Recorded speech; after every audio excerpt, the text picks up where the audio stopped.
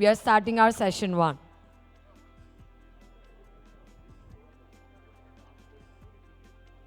Can I say the session name? Customs Beyond Trade. We are starting our Customs Beyond Trade Facilitation, session 1. I would request the people outside, please welcome in. We are starting in a minute.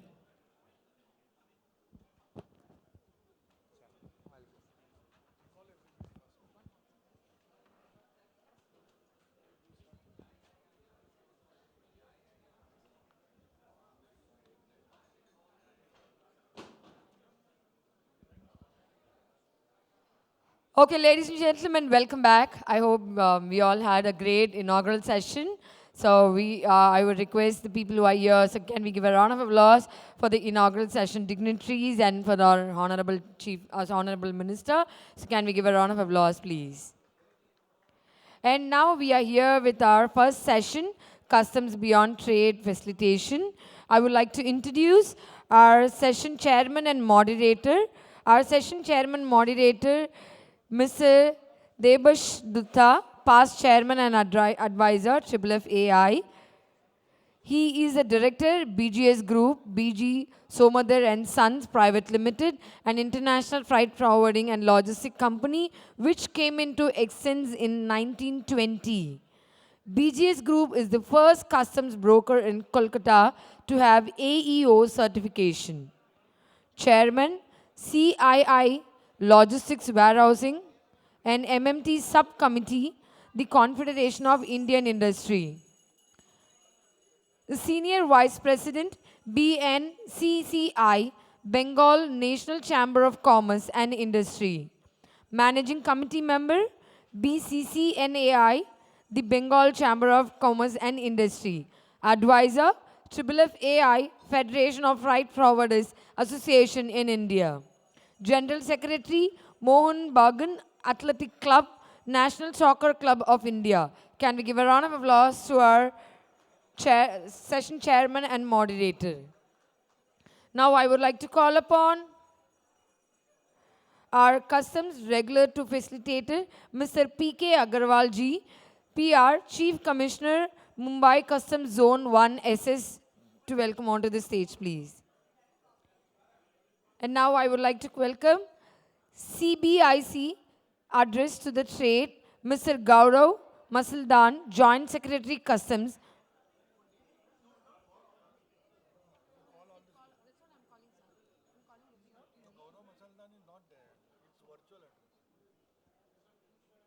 And now I would like to welcome Mr. Piyush Kumar Shah, Senior Vice President, Reliance Industry Limited. And next we would like to welcome Mr. Uday Pimprikar, EY India Partner and National Leader in Direct Tax. And now I request Mr. Dushyant Mulani, Chairman-elect, FFF AI.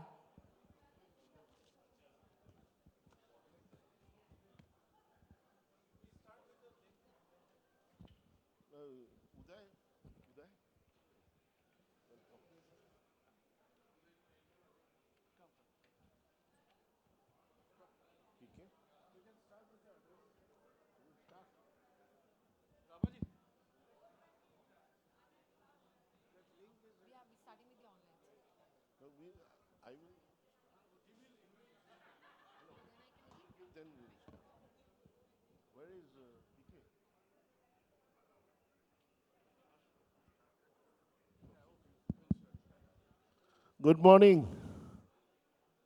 Good morning.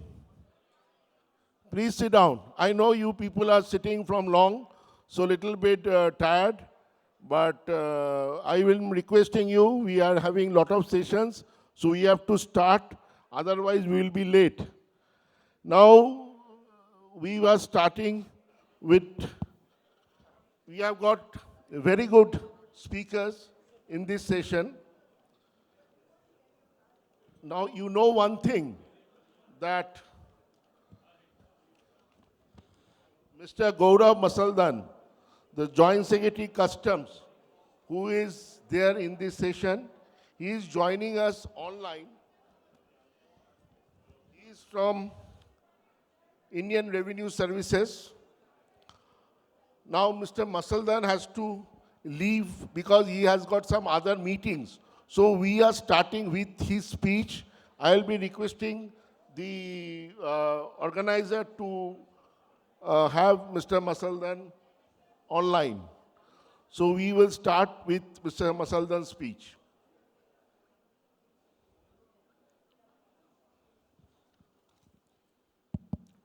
Welcome, Mr. Masaldan. You are with us. Very good morning. It is up to you now. Am I audible, please? Yes, sir, you are audible. All right. Sorry So, for delay. good morning to everyone. I'm extremely sorry, in fact, at the very outset, because I had a couple of other commitments also. So I couldn't make it in person. It would have been a real pleasure to be a part of this whole function, this biennial convention of Triple FAI. A very warm thank you to Shankar as well as Dushyant for having invited me for this session. And I don't think there's much to be said by me except to say that Customs has indeed stood by you, been a partner with you always. And of course, going back 60 years ago, I mean, when Customs Act, the new Customs Act, as we call it, was enacted, I mean, combining a couple of other acts. So it's been almost 60 years. This November, it will be 60 years since the functioning of this act. Customs has undergone a radical transformation. And I congratulate the Triple FAI that they have chosen this theme of logistics reshaping and embracing in the digital era. Let me tell you at the very outset, the CBIC looks upon itself as an organization, as far as customs is concerned, which is totally in sync with this whole goal of trade facilitation. We, of course, we are saddled with a lot of enforcement functions which we are supposed to perform in the interest of security, in the interest of national security. But yes, the fundamental bottom line is that we want this supply chain not only to be secure and resilient, we want dwell time and the cost to go down significantly so India can truly achieve the dream of the Honorable Prime Minister in terms of the $5 trillion dream that he is so rightly envisaged. So our mantra, I mean, if I were to say a couple of things, the basic mantra of Indian customs over the last so many years, we took baby steps as far as digitalization was concerned, somewhere in the early 80s. But from 95, the journey of the ICS and the ICE Gate, I'm sure most of this fraternity is aware of what I'm talking of. And if you look particularly from 2016, when we launched single window and when we went to web-based goods registration or the out of charge, PDF copy of the shipping bill, a host of other measures, and that's work in progress. That's not as if that work has ended. And I think customs has been at the forefront of using digitization as a measure of trade facilitation. And the risk management system is something I really don't need to talk about because that has been a significant game changer. It was introduced early in 2005. Today, we see that almost 90% of our imports and more than 90% of our exports are facilitated. They're not subjected to interdictions. Not to say there are no glitches, not to say there are problems, no problems. There are definitely problems, and that's why we are there to solve them. But yes, we are constantly receiving your feedback. The endeavor is to resolve and to resolve quickly. So if I were to say one thing, I think our mission going forward would be to get to a situation where there are no grievances, but to begin with, to see that the grievances are responded to effectively and expeditiously. And there has been significant global recognition also of our efforts. I mean, if you were to look at the UNSCAP survey on digital trade and sustainable trade facilitation, which is a once in a 2-year exercise, India has really gone up from, say, some 70% score, which we scored about 2 years back, to almost 90% now, which is significantly higher than some of the Southeast Asian economies. So, but that is no reason for us to just rest on our laurels. We need to go ahead. And we look upon all of you as real partners in this whole endeavor. So without you, I don't think we really need to exist in the first place. So that's what the objective of my organization is. And more than happy to assist all of you in all the endeavors and do everything that's possible to make your life better, easier, and to make the whole experience seamless. So thank you very much for giving this opportunity. I will be a part of the session for another 15 or 20 minutes. And so thank you so much.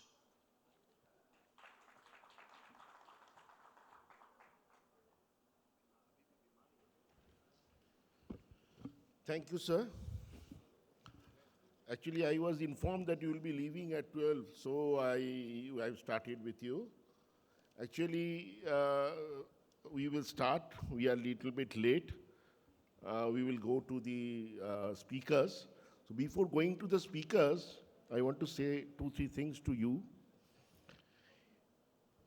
You know, I was talking this for a long time, for the last 20 years or 30 years I was in the trade.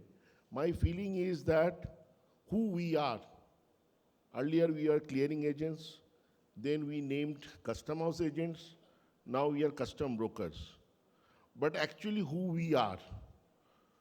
As per my understanding, we are the marketing agents of customs. Sir, let me finish, then you will get your time. Sir, chairman hona sir, kuch to humko milega. Now, you know, in this digitization, our importance has gone much, much more high. Why? In this faceless time, we are the face of customs. The trade cannot see the customs. No custom officer is there. So who is the customs? It is us. So our importance has gone much, much higher.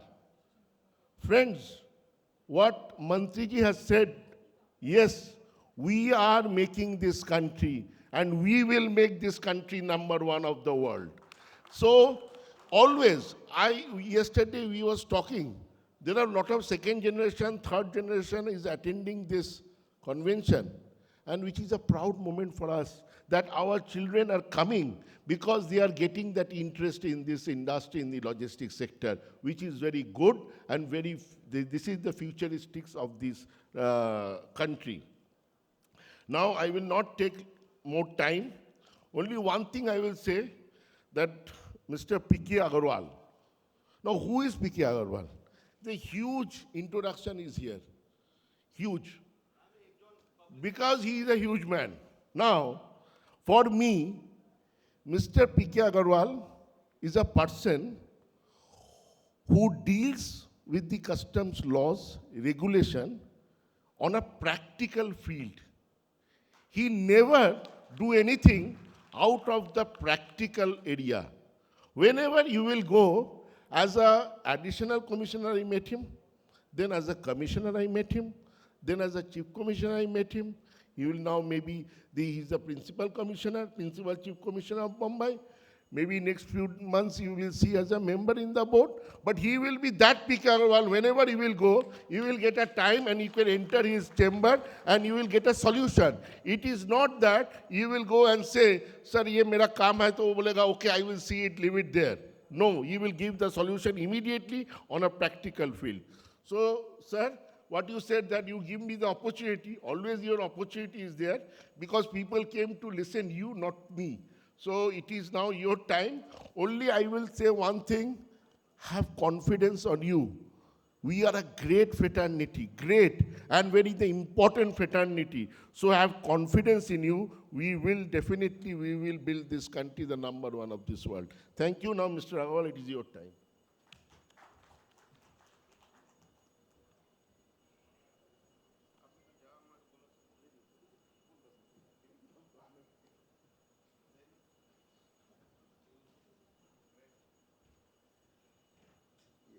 Can this be removed?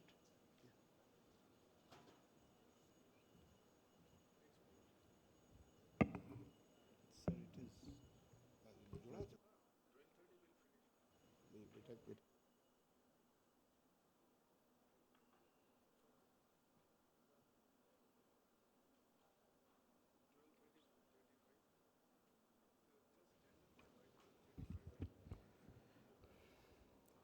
Exact 12 o'clock, at the cusp of morning and the afternoon. So this is the challenge of Indian customs. You can understand. Always at the cusp, always in between, always struggling for finding solutions. Friends, this afternoon gives me immense pleasure to be with you. I am part of you. I am part of customs fraternity. You have already heard Datta Babu.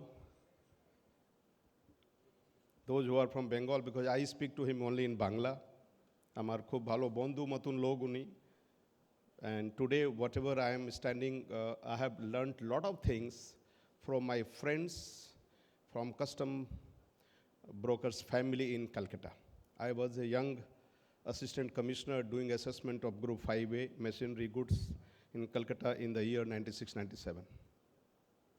So I am proud of that. Today I am here amongst you in Bombay Customs. Those who know me, I was there for more than 2 years as Commissioner of Customs General, dealing with more than 2,000 customs brokers day, night and out. First time in the history after 10-15 years, we issued custom broker licenses for more than 200 at a time, that time, when Madam Sobhachari was my Chief Commissioner. She became member customs.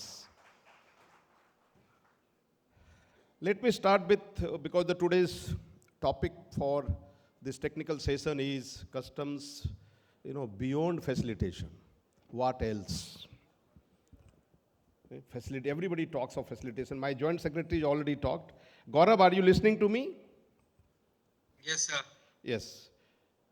So Gaurav has already, outlined the efforts of Central Board of Indirect Taxes Customs and under the leadership of our Honorable Finance Minister, the trade facilitation right from WTO, I think 2013, and then finally 2017. And Gaurav, if I am correct, 2022 February, we completed all our obligations. Yes, sir. We are fully category B compliant, so we are TFA compliant now. Yes. Completely India is TFA compliant. Yes. Now, customs as a stakeholder is fully compliant with TFA requirement of the WTO. You can understand our commitment, our conviction about facilitation. Since this is an apex body of customs broker,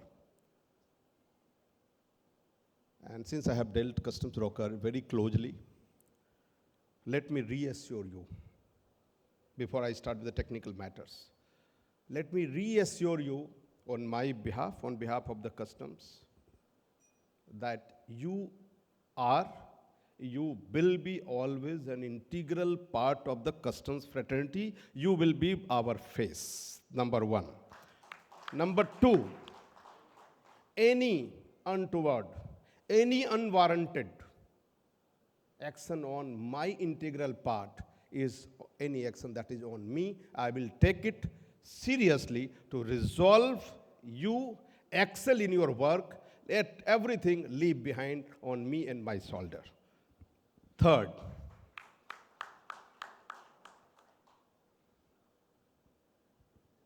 as Mr. Datto Babu said, you are my face. You are the face of the customs department. Yes. See, there has been a journey when clearing agent, custom house agent, and then customs broker. Let me remove for the time being the word broker. Datto Babu, may I use the word customs bridge? You are a bridge between the customs and the client. Customs bridge. You are bridging the gap, both in policies and implementation. Your suggestions, as my joint secretary already lot of comments he has made, that your contribution to the policy making is immense. And you have seen the result also. That we, in last 5 years, 2017, February to 2022, that we have become 100% compliant B nation with commitment to WTO as a trade facilitator. Our ease of doing business in India, you must have seen up to 2020, from 140 to something like 64, we have reduced. Gaurav, I think we have in last... So we are 60, we are 68 on the 68. basic index of trading across borders. We Yes, came down from 120 odd to 68. 120 odd. I think it was 141 in 2018, if I remember correctly. Now 68. Yes, sir. You can see the result of your contribution, result of your interactions, result of your day-to-day work on behalf of the customs. We call it, we have given you license. No. Gaurav, my suggestion, of course, to you only, whenever given next opportunity, this CBLR will be called Customs Broker Service Rules or Service Regulation, not Custom Broker Licensing Rules. We want you to be integrally connected with us in providing the top class, transparent and efficient customs administration service to this country, to the countrymen, to the exim trade, to the public at large. Shipping industry, logistic industries of this country. Let me share one small incident of my life. Then you can understand the importance of you, importance of the logistic industry. I was a small kid of class 5 or 7. I was in a small village near Patna. In my school, my house was situated adjacent to the state highways. Lot of trucks used to pass by. The trucks used to have one, indicator NP. Initially, as a child, I had learnt English at the age of 7. So I was not knowing NP. बस किसी truck में लिखा हुआ था national permit. मैंने कहा यार, this truck driver is so lucky. The person who is driving, he travels to the nation. I am here only a poor child here in this village. At least I have traveled only up to the district level town. मैंने कहा यार किसी दिन इस truck में लटक के पीछे में 2-4 अच्छे शहरों की सैर करनी है. You can understand the national importance of custom broker, national importance of logistics industry. This is the contribution to the nation. You are really a force to make a united nation, make a country united. You are a thread. हम बॉम्बे में बोलते हैं कि बॉम्बे की जो railway life line है, आप true life line हो नेशनल और इंटरनेशनल सप्लाई चेन की. आप मानते हैं इस बात को? You are the true life line. As honourable minister this morning has said, आप producer, you are the producer, you are the distributor, you are the marketer. Can you think of your function? Can you think of your contribution without logistic industry, without the supply chain provided by them, without the customs broker in international supply chain? My joint secretary has said that yes, we are committed to provide you a secured and resilient supply chain so far as the customs services are concerned. We are a service organization. I commit. My whole department is committed to you provide an excellent and efficient service. A transparent and technology-driven service, as this morning I already told you. But once the matter comes of going beyond facilitation, facilitation is there on record, facilitation is there in the system, facilitation is there on the papers, but is that facilitation in our mind? Is that facilitation in our mind? Are we really facilitating? I'm telling you, we means me also. Are we thinking of ourselves? Are we thinking of our stakeholders? Are we thinking of our business partners? Are we thinking of our employees? We are the service providers. It's the great service industry. Logistics. You may produce goods. Who will distribute? एक जगह से दूसरे जगह कौन ले जाएगा, चाहे भारत में हो या भारत के बाहर हो?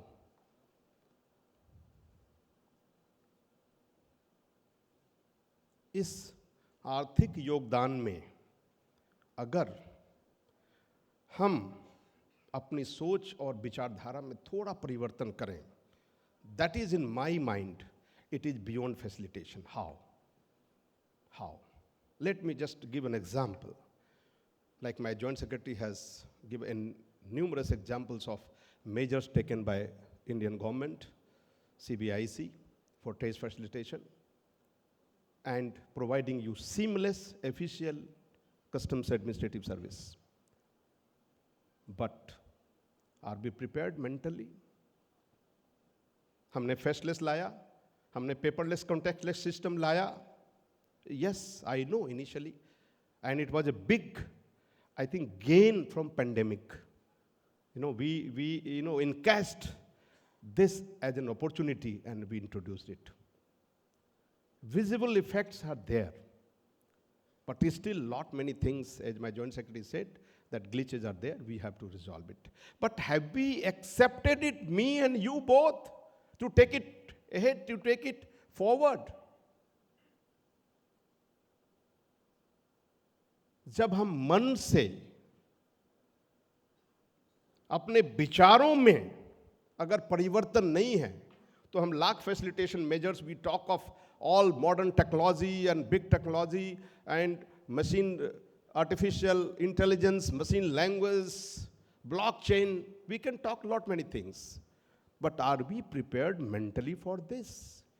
The day we prepared, the day we adopt, the day we accept, the day we think beyond our own self, the day we think of our stakeholders, the day we think of service to the nation, that is, in my mind, is beyond facilitation, beyond paper facilitation, beyond technology facilitation. We have to create that psyche. We have to build in our mind the systems of giving.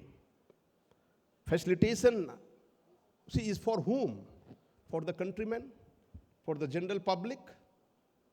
Ultimately, we are the stakeholders, we are the service providers. For whom? 75 years. Amrit Kal is coming from 16th of this month. Next 25 years is yours, provided change here. Think of, beyond yourself, think of society's interest, think of industry's interest, think of national interest. And that is beyond facilitation. We have done what we could do. Now it depends on you, what you want. और आप जब चाहोगे तब वो मिलेगा नहीं. आप में शक्ति देने की होनी चाहिए. You should be able to give to the society. 75 years, I know this industry has taken lot many things. I know some custom broker in Calcutta who used to come by a bicycle. Now he has a Mercedes. He has grown, I know. Do you think that is the only growth? We have to see how he has contributed to the society, how has he contributed to the nation building, how he has contributed to make India proud, as as our Honorable Prime Minister has already said, मंत्री जी अभी बोल के गए, Make in India आत्मनिर्भर भारत. वो जब contribution हम कर पाएंगे, अपनी मानसिकता और अपने विचार बदल के, नई तकनीक है, लेकिन नई तकनीक को यूज करके उसका लाभ आम आदमी तक पहुंचाना, तब that is called beyond facilitation. क्यों? कि आप और हम एक जिम्मेवारी, एक रिस्पॉन्सिबल ग्रुप है. उस रिस्पॉन्सिबिलिटी को ध्यान में रखते हुए अभी माननीय मंत्री जी ने कहा, उस प्रोसेस में, नेशन बिल्डिंग के प्रोसेस में जो हमारा बिजनेस प्रोसेसेस है, सप्लाई चेन में है, let us add that supply chain to some value system. आप वैल्यू चेन बोलते हो, मैं इंट्रिंसिक वैल्यू सिस्टम की बात करता. Let us make that value chain a pure, safe, true, secured value chain. How it will become? It will become only when add to the value. And value comes from here. Change of our mind, change of our thought process. आज मैं एक छोटा सा example बताता हूँ. I'm not criticizing my whole part custom broker. एक छोटा सा एग्जाम्पल है UQC, यूनिक क्वांटिटी कोड. अब बताइए, आप कस्टम्स ऑफिसर को आप इंटरवीन करने देना चाहते हैं कि अगर आपने सॉफ्ट टॉयज इंपोर्ट किया तो you will unit quantity code you will see in KGs, in boxes. Is it the unit quantity? If you import paints, you will say unit quantity is in boxes. we have to provide an integrity in data. We have to have a standardization of data. And once standardization of data and integrity of data is provided by my own fraternity, customs broker, and members from the exim trade, you see, we don't need validation from any other sources. Today, we need validation from other sources. Why? We don't need validation from other sources. I told you, because beyond facilitation, it starts from here. We don't need validation from any other or third party. We want everything from you. The integrity of data. And then only, as we know the theme of this year, the Indian customs, embracing the technology, creating a data ecosystem and data culture in the customs administration. Yes, we are ready. हम तैयार हैं, लेकिन आपका साथ चाहिए. आप तैयार हैं? बोलिए मेरे साथ हाथ उठा के, आप तैयार हैं? Yes. This is the commitment I require. This is beyond customs facilitation. ये जज्बा भारत के मानस के प्रति, भारत के लोगों की सेवा के प्रति जिस दिन आपके मन में जाग जाएगा, ये जज्बा, ये साइके आ जाएगा, सारी चीज़ों का समाधान आपको मिलेगा. मैं आपको बड़े हर्ष के साथ सूचित कर रहा हूँ, मैंने ये चैलेंज आपके साथ मैंने शेयर किया, लेकिन मेरे साथ भी कुछ चैलेंजेज हैं, मेरे अपने टीम में भी चैलेंजेज हैं. उनके लिए अभी रिसेंटली मैंने बॉम्बे कस्टम हाउस में कुछ नए अधिकारियों ने ज्वाइन किया. इसी lot of knowledge gaps. I must admit before you, because I want to give you the efficient customs service. Then I started a project, and we started the project with your guidance. We called it Samarth Sevak. Samarth Sevak. We want capable government employee. Capable employee. Samarth Sevak. हम एक efficiency और effectiveness के साथ आपको service देना चाहते हैं. And we are training our own officers every week, 1 day dedicated for the training of the customs officer in Bombay Custom House. Next. Thank you very much. We started in Bombay Custom House. If my other colleagues from other custom houses are here, we have already shared with our chairman, sir. संवाद से समाधान तक. I don't want resolution through legal and dilatory resolution system. I want resolution right between you and me on your table or on my table. Through dialogue. This is the, you see, recognized as the most satisfactory method of resolution of any grievance or issues. And we have started in Bombay Custom House. We have issued a public notice. Yes. Dushyant, I have shared with you. Yes, sir. Thank you for संवाद that. से समाधान तक. आपसे dialogue केवल start नहीं है. जब तक मैं समाधान नहीं प्रस्तुत कर दूंगा, तब तक मुझे चैन नहीं. ये मेरा वादा है. संवाद से समाधान. We started because I had committed to the conference. I think Gaurav, you must be remembering. I had committed to the Chief Commissioners Conference near Chennai only. And I am again here to announce in Chennai only. Mahabalipuram I had committed. My esteemed members, my esteemed colleagues. Yes, you are the face. You are the bridge. You are my brand ambassador. So if you really want to establish customs brand, please work unitedly, work wholeheartedly to make customs as a brand in this country. Thank you very much. Jai Hind, Jai Bharat. He is more than a custom officer. And with a lighter note, after retirement, he can join politics and we'll get a very good politician, the way he spoke. Thank you. Now we will go to Mr. Piyush Kumar Shah. He is from Reliance. He has worked both with government as well as industry. He is a graduate in electrical engineer from Gujarat University. He has worked with Indian Customs and Kolkata and Mumbai. He worked as Assistant Commissioner of Services, Tax Bhavanagar, and Assistant Director, DRI, Mumbai. Currently, he is with Reliance. Sir, it is up to you.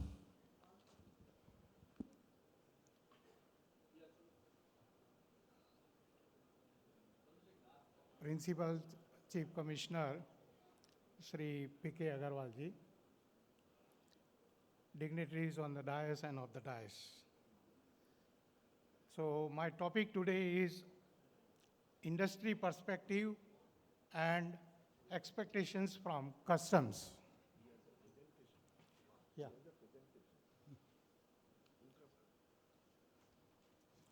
So let me start with 1.38 billion dreams.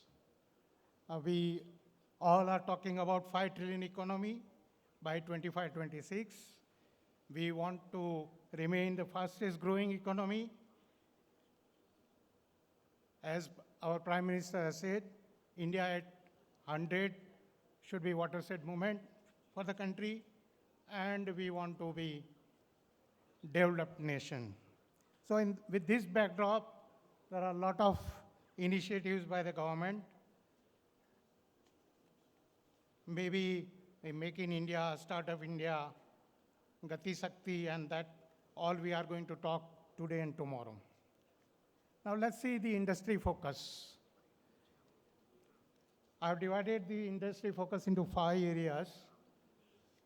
The first one is the digital first world. So we are talking today about data, 5G, blockchain, IoT, metaverse, unified payment system, open network for digital commerce, NFT, 3D printing, and lot other things. The second area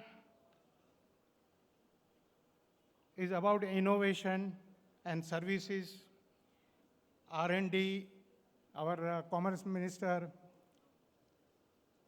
had said in one of the functions that India should have at least 10 global level innovation centers, startups and ecosystem. The third area is ESG. Yesterday, Mr. Sasikumar Sethi spoke about the global warming. So decarbonization, green energy, one sun, one world, one grid. Then we are talking about MSMEs. We are talking about the diversity, equity, and inclusion of the society. And the industry is talking about the zero defect compliance. Now the scale. For the scale, mostly we are talking about the manufacturing, but that applies to everyone, even the scale of logistics. So in the manufacturing side, we are aiming to be from 15% of GDP to 25% of GDP. And we want to have the value-added manufacturing products. So from conventional textile and leather to defense and electronics. We have already exported BrahMos missile, and we are talking about Tejas. And the last area about the exports. Last year, we achieved 421 billion exports, and now we are aiming to be 1 trillion exports by 2030. And the most important is resilient supply chain. In the supply chain, so far the focus was cost and time. But the pandemic and geopolitical situations have demanded that the supply chain has to be resilient. And today, I'm sure we will be discussing more on the resilient supply chain. Now, with all this industry focus and the dreams of the Indian citizens, how the role of customs is changing. So if I have to describe pre-liberalization era, the role of customs was collection of revenue, protect domestic industry, prevent smuggling and collect statistics. Then post-liberalization, the role changed to global competitive tariffs. India reduced the customs duties, free flow of goods. The controller of imports and exports became the Director General of Foreign Trade. So reduced non-tariff barriers, computerization of processes, and trade facilitation. Now, when we are celebrating the 75th anniversary of India's independence, how the role is going to change. So what we are aiming is we should have seamless trade, travel, and transport with standardized, simple, comprehensive, and transparent rules and processes developed and implement with customs and business partnership.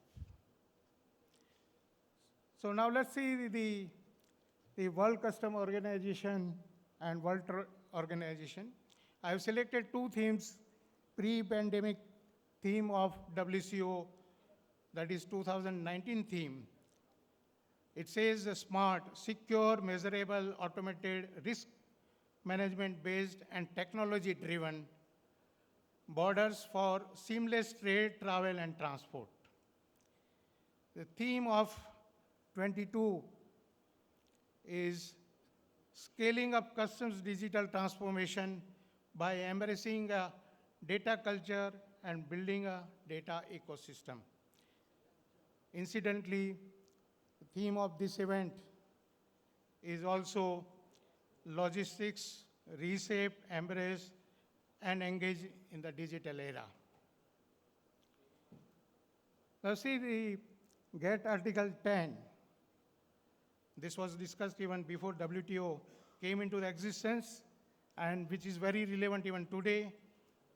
It says that transparency, predictability, and uniformity are the key elements. TFA, we have become TFA compliant. I have noted down few articles, and all these talk about the customs and private sector partnership. So what we are expecting from customs is reflected in this vision of global organizations. So let me admit here that CBIC and Indian Customs have either already implemented this vision or in some areas it is work in progress. So what do we expect more? Should I stop here and say that my presentation is over? But as P.K. Agarwal ji sahab said, it has to be a transformational change, and which is the need of the hour. So transformational change is a process designed to create significant change in the culture. This is the most important, significant change in the culture and work processes of an organization and produce significant improvement and performance. If you take any project, say for example, if you take any digital project in the organization to be implemented, my boss tells me that if that project, if you are implementing with the IT team and the service recipient, that project cannot be called a successful project. It has to be a transformation. And that's why I borrowed a WCO model of customs in 21st century. It talks about the integrity, global network, coordinated border management, intelligence-driven risk management, customs trade partnership, modern methods, embracing technology, enabling powers, professional service culture, and capacity building. So that is what is going to be customs of future.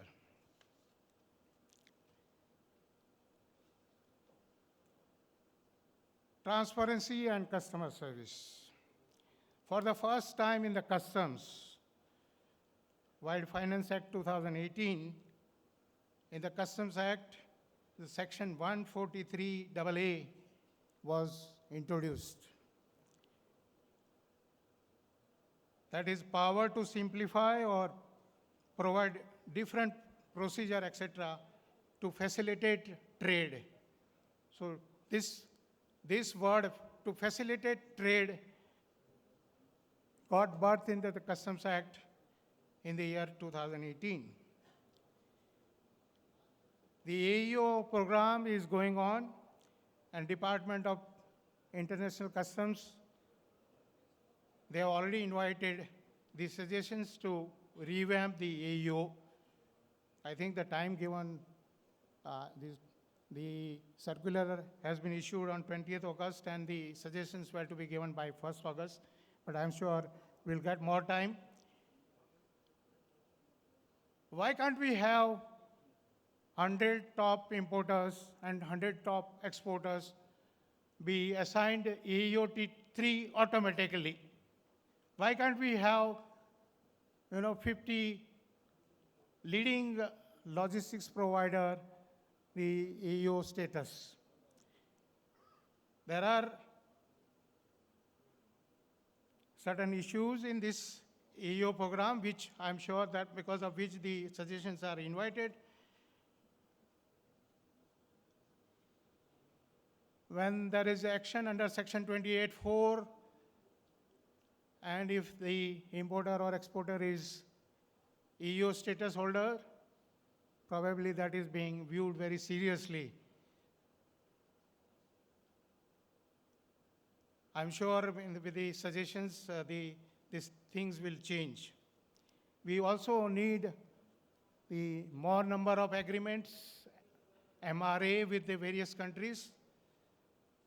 Right now we have very few countries with which India has MRA. So if the number of countries goes up, definitely this AEO program will become more interesting. Comprehensive information on the non-tariff barriers. Now in the current world, the look and feel of non-tariff barriers have changed. In those days, if we want to import anything, we need a license, and without license, we can't import. Now the requirement of non-tariff barriers have changed in the sense non-tariff barriers are introduced with the safety, environment, and other geopolitical aspects keeping in mind.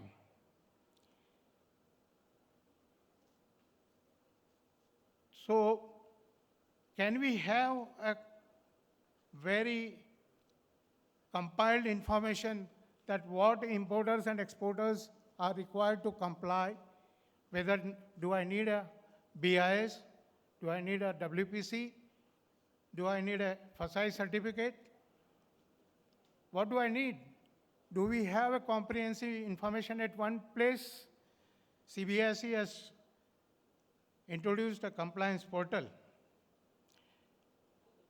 CBSE has also introduced a provision under Section 11 that unless and until notified by the powers given under Section 11, that NTB will not be applicable to imports or exports. But this provision has not been made functional. The provision is there. So why can't we have this Section 11, this provision in operation so that everybody will know that any notification which is issued under Section 11, that means that compliance is required either for import or export. And many times the importers are paying duty under protest. There is a provision that the speaking order has to be issued. At many places we get orders in time, but we should have a provision that within a particular time, if the speaking order is not issued, then whatever the protest is that is acceptable. Time-bound service, a lot of things have been done for time-bound service.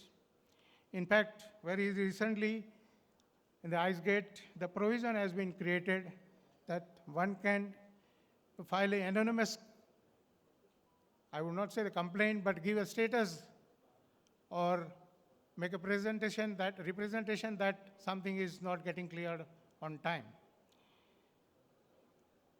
We have the timelines for actions under Section 28. I think the time is there now to have the timelines for Section 128A 4A, that is for disposal of appeals by Commissioner Appeals, which is right now, this section says that as far as possible, the appeal should be disposed of within 6 months. And very soon we should have the same kind of timelines for the tribunals also, which currently it says that the appeal should be disposed of as far as possible within 3 years' time. Uniformity. We have 3 platforms, one for the normal import-exports, the other for the courier, and the third one for SEZ online. The need of the time, of course, is to have one platform. With the days coming in, maybe in the winter session, I'm sure it will be enacted. The expectation was that in this monsoon session itself, it will be enacted. The idea of CBIC is to merge all the SEZ, that is the days related transactions, to get merged with ICES. That will be a good step. Even the courier shipment, that should be a one platform. Then the onboarding of all stakeholders, whether it is importer, exporter, custom brokers, shipping company. The project is already there, Unified Logistics Interface Platform. I'm sure today we'll see about that also. SCMTR was introduced in 2018. The feeling is that it was introduced keeping in mind the containerized cargo. What about the bulk carriers?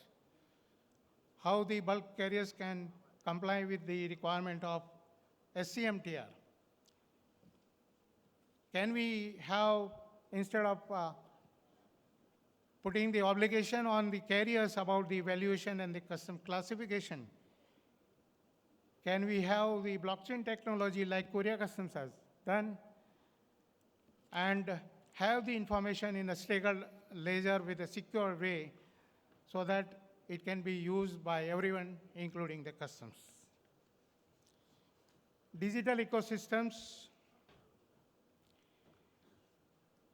This is the requirement for the data sharing. We need API for, see, customs is already having the database of the notifications and tariff. If we can get the API, the industry and the service providers, it will become the uniform compliance, and that is going to be a game changer if CBIC agrees to provide the API for all the data which are being maintained.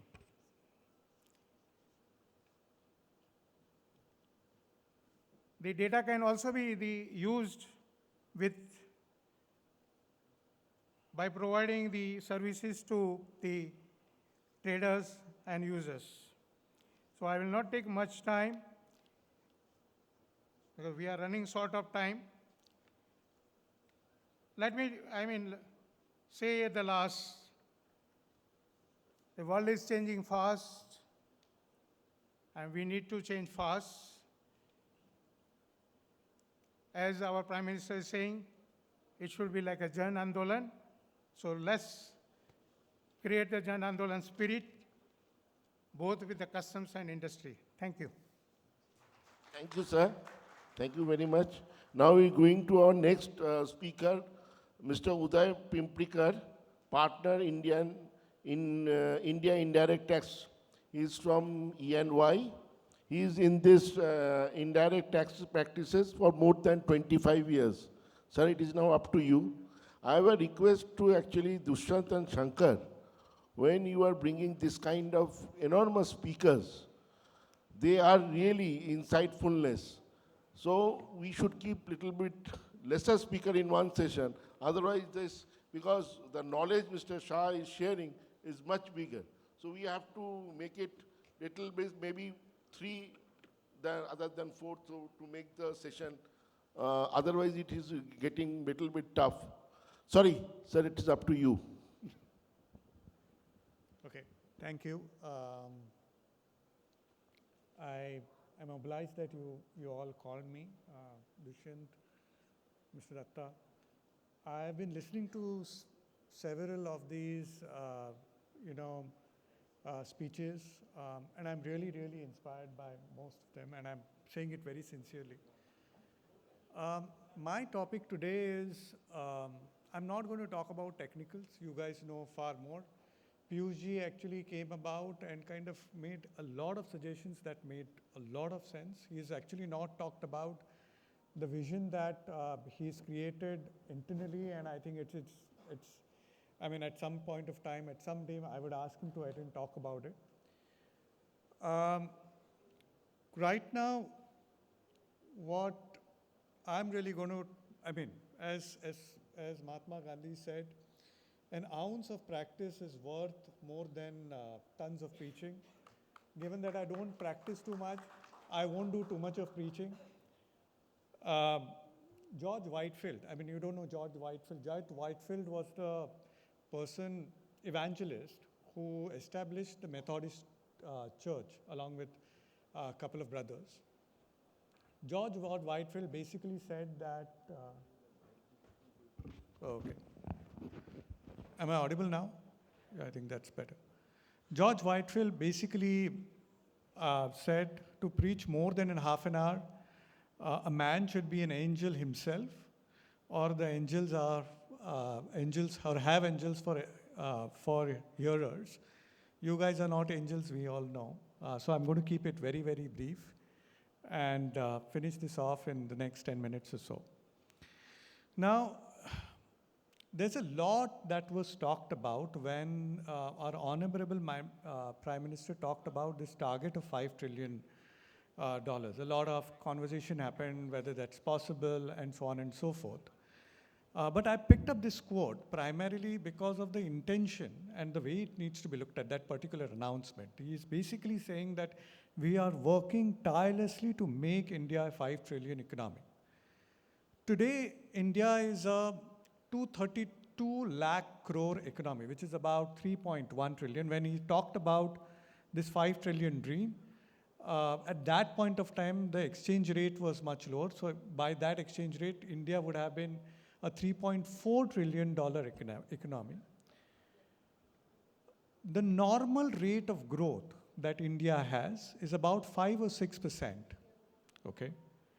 And to get to a 5 trillion, and at that point of time, he had mentioned 2025, of course, this was before COVID, we needed to kind of grow by around 9% or so. There is another target that he is actually, I don't know whether you've heard about it, there's another target that he has set for himself and the nation, that's 40 trillion by 2050, by when India becomes 100. He's set for that 40 trillion. Now, if we go by the normal rate of growth as we are talking today, we will reach about 22, 23 trillion dollars, okay? If what he's basically saying is that the normal growth is about 6%, if we need to kind of be at 40 trillion, we need to kind of grow by another bump up the growth rate by another 2%, that's it. 9.2%, if we are able to kind of reach, will be a 40 trillion economy. 40 trillion economy, that's huge. From 3.1 trillion to 40 trillion is massive. And that actually means that there's a huge amount of opportunity that comes in. So I'll go to another speaker here. Malcolm Gladwell. I'm sure you've heard about Malcolm Gladwell. Malcolm Gladwell is this thinker, this management guru, okay? He's written this book called Outliers, okay? When you're talking about, I mean, India being an outlier economy, okay? He talks about something called as success is not a random act. It arises out of a set of circumstances and opportunities. So he basically says that luck hona chahiye. He talks about a situation whereby, or he talks about the fact that Bill Gates, Steve Wozniak, Steve Jobs, all of these guys were born in a particular period of time with a particular set of circumstances. Of course, they made it bigger and they made it great, but you required that circumstances. And my basic thesis is that India has that circumstance. And I'll give you numbers, I mean, very, very clearly. India today is a 3.1 trillion economy. Even if it grows normally, okay, it will reach about 22 to 25 trillion economy by 2050. And by 2030, it would be about 6 trillion economy. That means that by 2050, even normally, India would be the third largest economy by normal GDP. Today, India is arguably fifth or sixth largest economy on the normal front. On the PPP front, India is a 11 trillion economy, 11.75 trillion economy, which keeps it at third largest economy in the world. The second bit is that the demographic dividend that India has, that everybody talks about, is going to carry on for the next 25, 30 years, in fact more. We are right now, our median age is about 25 to 30 years, about 26, 27 years. In the next 30 years, we are going to be, this median age is going to increase by a decade, much, much better than most other economies and so on and so forth. The fourth bit is the kind of growth that India has seen and the purposefulness that India has kind of brought about in terms of its growth. And what does it mean for global trade? India's today total imports amount to around $0.8 trillion, okay? Normal growth, I'm not talking about excessive growth, I'm not talking about brilliant, everything falls in place. The normal growth will trigger if it kind of carries on. India is expected to kind of increase only imports to about $6.8 to $7 trillion in the next 20, 30 years. What does it mean for all of you guys? Massive, massive growth. India's middle class is going to increase. I mean, right now it is very, very small. And when we're talking middle class, it talks about by international standards, it's about 8 lakh to 9 lakh rupees a year, okay? In dollar terms, of course. It's about $12,000 or so. Now, basically if India grows normally, in the next 20 years, we are going to have 5 crores of people in middle class. That huge amount of consumption that's going to get triggered off on account of that. If we do better, if we achieve the 40 trillion number, will be far, far more. We are going to have middle class, if we kind of grow by that, to around, the 5 crore number is if it is a higher income, which is above $40,000, which is about 30 lakhs, and middle class would be about 30 crores if you are normally there. And if we grow by 40 trillion, this number would be double of that. So basically we have that. And with PPP in terms, the 5 crore number will be people which will be effectively multimillionaires. So overall the consumption is growing on great. And to my mind, therefore, this is a circumstance that we find ourselves in. Luckily, we are not in Russia right now. And we can do significantly better. Now, what are the big challenges that we are seeing? And there are three kind of three quotes that I want to kind of go with. When we are no longer able to change the situation, we are challenged to change ourselves. This is by Viktor Frankl. He was a Holocaust survivor. He's written this book called Man's Search of Meaning, brilliant book. Andy Warhol said, they always say that time changes things, but who does it? We have to do it. Okay? And the third one, which really resonates, that while you change, stick to your basic strengths, principles, roots. And we need to do all of that. So what is this change that we're looking at? Three things, broadly. One is the geopolitical change which is happening massively. Can you see right now, today, Russia is out. Russia, to my mind, would be out of, if this goes on, would be out of the general global economy in the next 5-6 years. That's about 1% of GDP of the world getting out of the normal global kind of trade kind of bit. Europe is going to get better resilient, they will get their supply chains in place and so on and so forth. So you're going to have a huge block which is going to go out. So that's a huge challenge. How are we going to reconfigure our supply chains? We'll see huge amount of kind of changes that's happening. That's one. The second big change that's going to really happen is the digitization. Okay, we have already gone through it. The government is, to my mind, far ahead in the chain, far, far ahead than the private sector, but humongous amount of change is happening there and humongous amount of opportunity that's happening. It's a threat too. In fact, Uday Kotak, now he runs one of the finest banks in this country. There is one thing that is afraid of is technology, because it's changing the existing kind of setup of the existing businesses. So I think digitalization would be the biggest one, and there is no choice but all of us to look at it. And I have several examples in the people that I've seen here who have embraced technology and kind of created IPs and moving ahead. And these are the guys who are going to actually win the game going forward. Consolidation is going to happen when digitization kind of happens generally. The third aspect is that we need to think global. I was very, very inspired by the Prime Minister's this quote.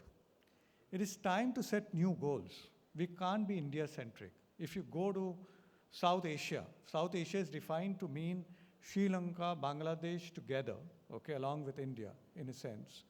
And this is going to be the growth area for the world. They are going to increase from 3% to about 7% of GDP. Only this particular area is going to have that. Can we go about significantly increasing our customs broking or our customs services kind of engagement to far beyond India, especially if nothing else in the Indo-Pacific? This is where the next set of growth is. And to my mind, we are small, okay? You know the overall story of David versus Goliath. Goliath was a very, very big guy. He was 6 feet 9 inches tall, but nobody knew. I mean, it is all suspected that he was suffering. He had, because of his entire size and shield and all of that, Goliath wasn't able to move ahead. And to that extent, we have the nimbleness to kind of grow. Okay. So there are three things that are required from the government. One is the treatment of international freight. The present treatment of international freight, to my mind, whereby foreign CIF values are not now taxable, but the local freights are taxable. I think that needs to change quickly. Okay. To my mind, the correct way to kind of handle this gives zero status to international freight rather than imposing tax and on a artificial basis on CIF and so on and so forth. So I think that's one. The second is the big change that we need to bring about is the free trade warehousing zone. We need to build that will drive and make India a trading hub. There is a huge upskilling of the economy that can happen with free trade warehousing zones. So I think we need to look at that scheme very, very closely. And the third is regulation. I think today the regulation is 0 and 1. It's fairly punitive at times. Licenses can get cancelled and so on and so forth. I think there is a requirement for have diluting some of this and making this a bit more self-regulation driven than otherwise. So I think that's the thing. I know I took a little bit more time. I'm sorry, Dushyant. Thanks a lot. Bye-bye. Thank you, sir. Thank you very much. We are actually less hearing from you. We should have given more time to you. Now we will request Dushyant Mulani, the chairman-elect, to summing up and to finish it, if you possible, one or two questions, or we can. I think Dada will miss questions right now because we are really in paucity of time. The next speakers are already lined up and it's a prolific one. So my request, please send the questions if any to us. We'll have them addressed to the authorities and to the panelists out here. And be rest assured that individual emails will come from FFI. That's my commitment. So thank you all. Thank you, Agarwal sir. It's been a wonderful, energetic speech. Mr. Piyush Kumar Shah, it's been a wonderful presentation with insights and what needs to be done ahead. Udayji, you've been absolutely strategic in your assessments about the economy, at how we will grow if we are growing at the present pace, and if we have to go beyond, and numbers are magical, what you conveyed. Thank you. So, friends, we'll wind up here, and we'll thank you all. A big thank you to the panelists. We'll go across to the next session, and I would request for a very quick round of the felicitation to our sponsors. Please, I would request to take up. Thank you, sir. Thank you so much, sir. I would request Mr. Debashish Dutta to present a memento of appreciation to Mr. P.K. Agrawal ji.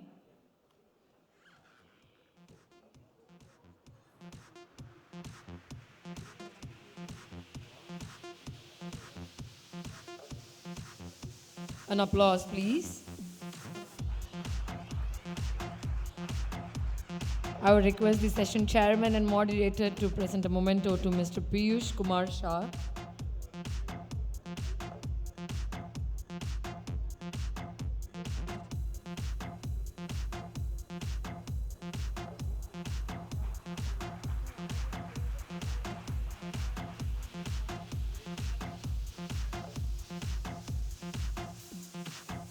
Now I would request the session chairman and moderator to present a memento to Mr. Uday Pimprikar.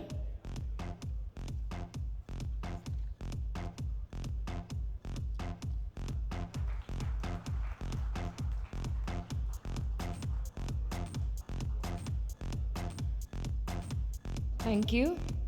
And I would request our session chairman and moderator to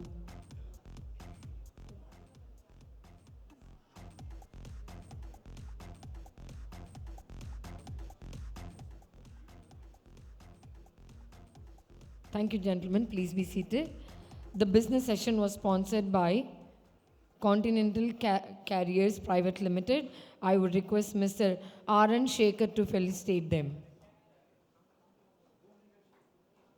Sir, to the stage, please.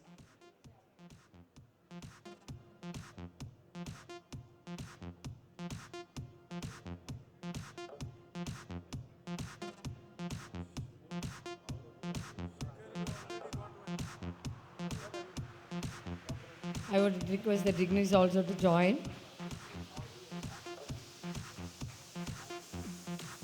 Can we give a round of applause?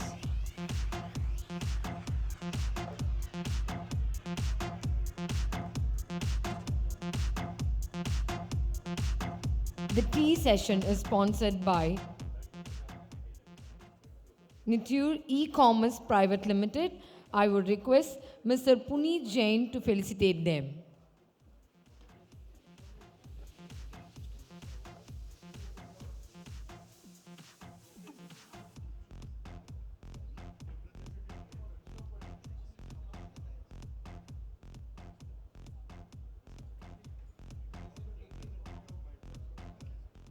I would request all the representative of Matrix, please come on to the dais.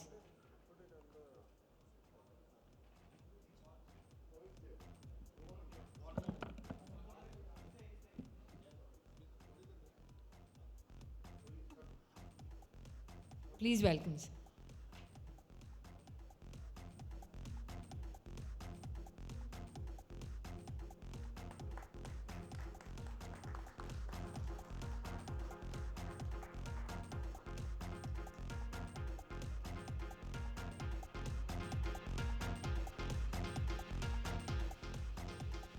Thank you so much, sir. Thank you so much. So I hope we had a very good session. The first session was, it was really good. So can we give a big round of applause to all of them? Thank you.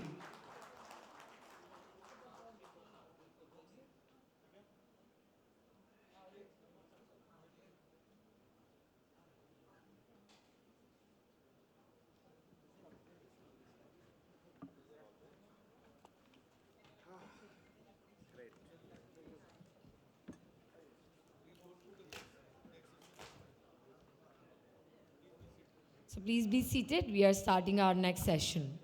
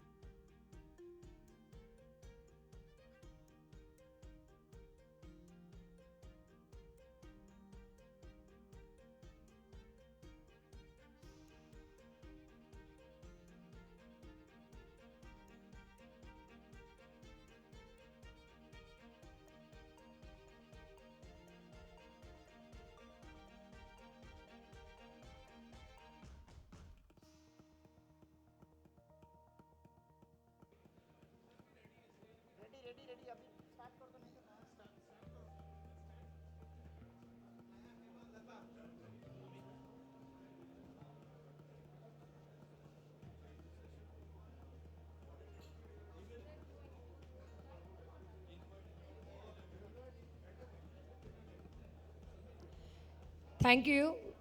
I would request everybody to be seated.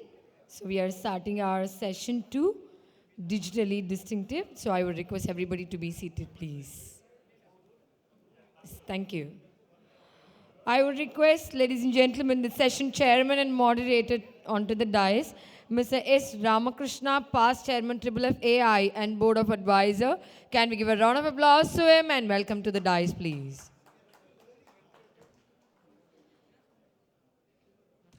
And next we would like to welcome Mr. Vittal Raj, Chartered Accountant, Kumar and Raj.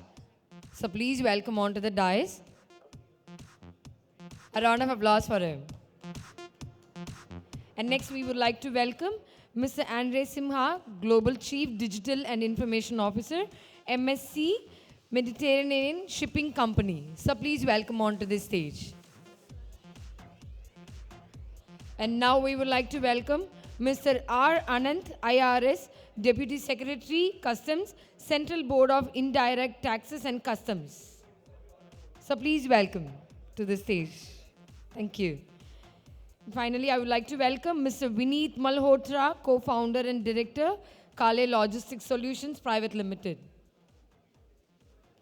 And for the Q&A, I would like to welcome Mr. Nataraja, Vice Chairman, FFF AI, Office Bearer. So please welcome, sir. I would request the dignitaries on the dais, please be seated. We are starting our session. Please be seated. Thank you. So, ladies and gentlemen, we are starting our next session, digitally distinctive. So, please make an attention. Thank you so much. Thank you.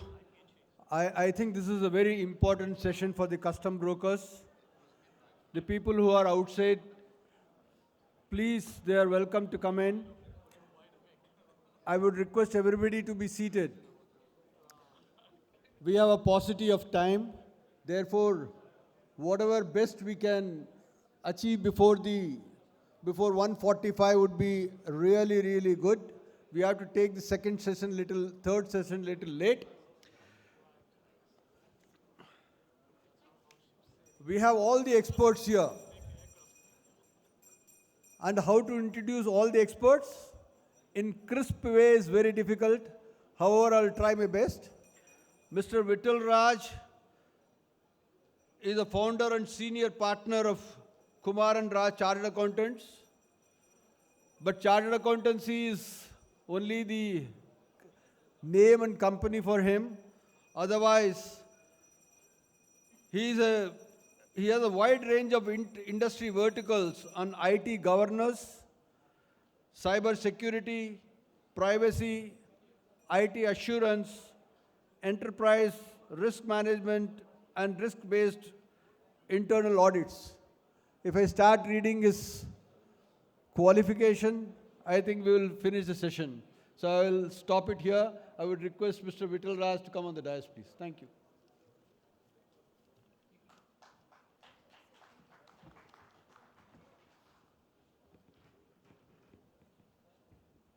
Good afternoon to everyone. Thank you so much, sir, for that kind introduction and this invite. So, needless to say, I think this session itself is termed as distinctive in terms of how technology can take you. So, we're just going to broach on just a couple of aspects and see how the logistic industry is one which is kind of embracing every emerging tech that we can think of today.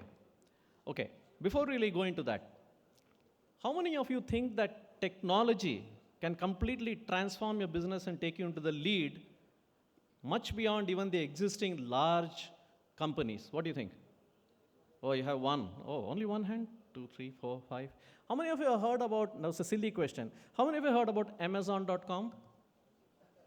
It's a silly question, I told you that, right? You know that there was a company called Barnes & Noble's Higginbotham's, 2 companies, heard about them? They were the largest bookstores once upon a time with kind of turnover which they, touted on. But then what a small company called Amazon did, which started with a 900 square meter office in New York, the corner of New York was, they set up an online store and they are not holding any inventory. They simply acted as an exchange, connecting the partners, and you know what Amazon is today. How many of you book lovers here? If you're not bought a book from Amazon, I'll be surprised, right? Okay. Now, how many of you still walk to Higginbotham's on the Mount Road? Oh, that's sad, you know. That's not good for Higginbotham's. This is what technology can do to your industry. It can completely demolish your traditional models. And if you are in with simply understanding the common sense of what technology can leverage for you, you can not only surpass the largest in the world, but make your distinct presence. Amazon is one case study. With the limited time, I'm not going to the details of that, but I'm sure you'll understand what it is. Let me just see if this works. Okay. So I think you know we are in the fourth industrial revolution. The first one, as we know, was steam power. The second one, largely on electricity. Third one on computers and electronics. The fourth one is what we call as the phygital revolution, wherein you see, I mean, recently you saw that, a particular dreaded terrorist were killed by a drone attack remotely. Yes, completely technology driven, right? So imagine the intelligence, the stealth that the technology had, locating the person, tracking the movement, and was able to pinpoint and do that. So that's the negative use of technology. When look at the positive use of technology, imagine what it can do. It can do wonders, and which is already doing to us. How many of you have heard about this person, or rather, robo called Sophia? Oh, only one? Two, okay. She, if I can use the word, she is supposed to be one of the robos who has been given the citizenship of UAE. That's a robo. Okay? And she addressed the conference, international conference in Hyderabad about 2 years back, and she gave a message on human peace. That's a robo giving you lessons. All powered by artificial intelligence. And that's what it can do in terms of completely transforming your business. I mean, let's take your business. It's truly about the phygital. Do you agree? Whosoever may turn digital, you have to stay physical, yes or no? Because you are the ones who move the goods. And if the goods don't move, nothing happens in this world. So we can talk about all the digital, but the phygital is going to be the biggest of the revolutions, which is nothing but the kind of marriage of the cyber and the physical. So you already see autonomous cars? Anyone already bought an autonomous car, a Tesla or something? Oh, yeah, you have, great. So imagine you have no driving to do, and then what do you do then? Business? Sitting in the car, right? So that's what we're doing. Now, let's look at just a couple of examples, given that I have very limited time. So I just talk about quick points, which each of you, I guess, could use. The first and the foremost that you could do, which takes the dread of the entire, the workload, is the back office. Do you agree? Back office takes a whole lot of work, yeah? And the field work takes a whole lot of work, yeah? So how can we really look at optimizing the efficiencies? Because if you can optimize the efficiencies, when I say efficiencies, both in terms of the errors that would be taking place, the kind of time that it takes, the resources that it costs, and then at the end of the day, what kind of information ultimately comes to you in terms of real-time decision making. And this is what matters in your business. Am I right? So when you take this, let's look at efficiency issues. Number one is routine repetitive tasks. Yes? Anything that is a structured decision making. Yeah? I'm sure your industry has so much to do with that, right? As a customs out agent, the kind of paperwork, if I can say, digital paperwork nowadays, that you do is phenomenal. But imagine that this entire thing is run by a software. A software that thinks beyond just one software, connects to other software. For example, let us say you have the client mails coming in for inquiries. I'm sure you handle a lot of inquiries, right? And then you have to work on them to see whether it is a feasible inquiry or you want to give them a rate or whatever. Whole lot of work to be done, and you have a fleet of people doing that. Errors can happen. It's about who picks the first deal, right? So the speed counts, but you can't compromise on accuracy. Now, what is that one technology which you can take and immediately employ with a very low cost investment, but yet which can make a significant difference to your efficiencies? That technology is called robotic process automation.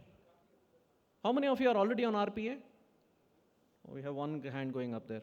This is something I would suggest each and every one of you here take cognizance of. Simply just take a kind of greenfield sample study, take one particular process which is a drudgery, and simply hire one company. There are a whole lot of robotics process providers.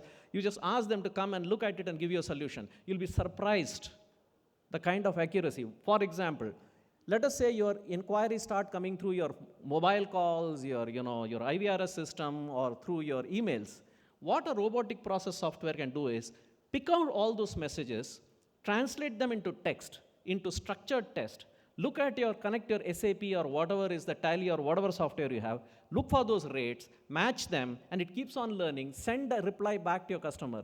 Zero human involvement. Would you believe that? Imagine the kind of efficiencies and the turnaround time that you'll crush. So that's just an example. Similarly, team collaboration. One of the biggest challenges is people on the field. They are always talking on mobiles. Today, let's say, God forbid, I say from tomorrow morning, no WhatsApp for your teams. What happens? Are you okay with that? You know the kind of collaboration power that it gives. Simple messages, but across the team, they make it act quickly, your entire team connects. But imagine this was a structured communication, and you had a collaboration tool which can, to your industry, tailor and supply all the information that's required at the right time to take the decision and park the decision within that software. Everybody in the ecosystem starts knowing. So that's where, if you really look at it, you have a lot of these intelligence apps which are available today. You can build one own for your own company. Today, making a mobile app doesn't take much. You can build an app for an industry, and it can completely change the way your field staff works.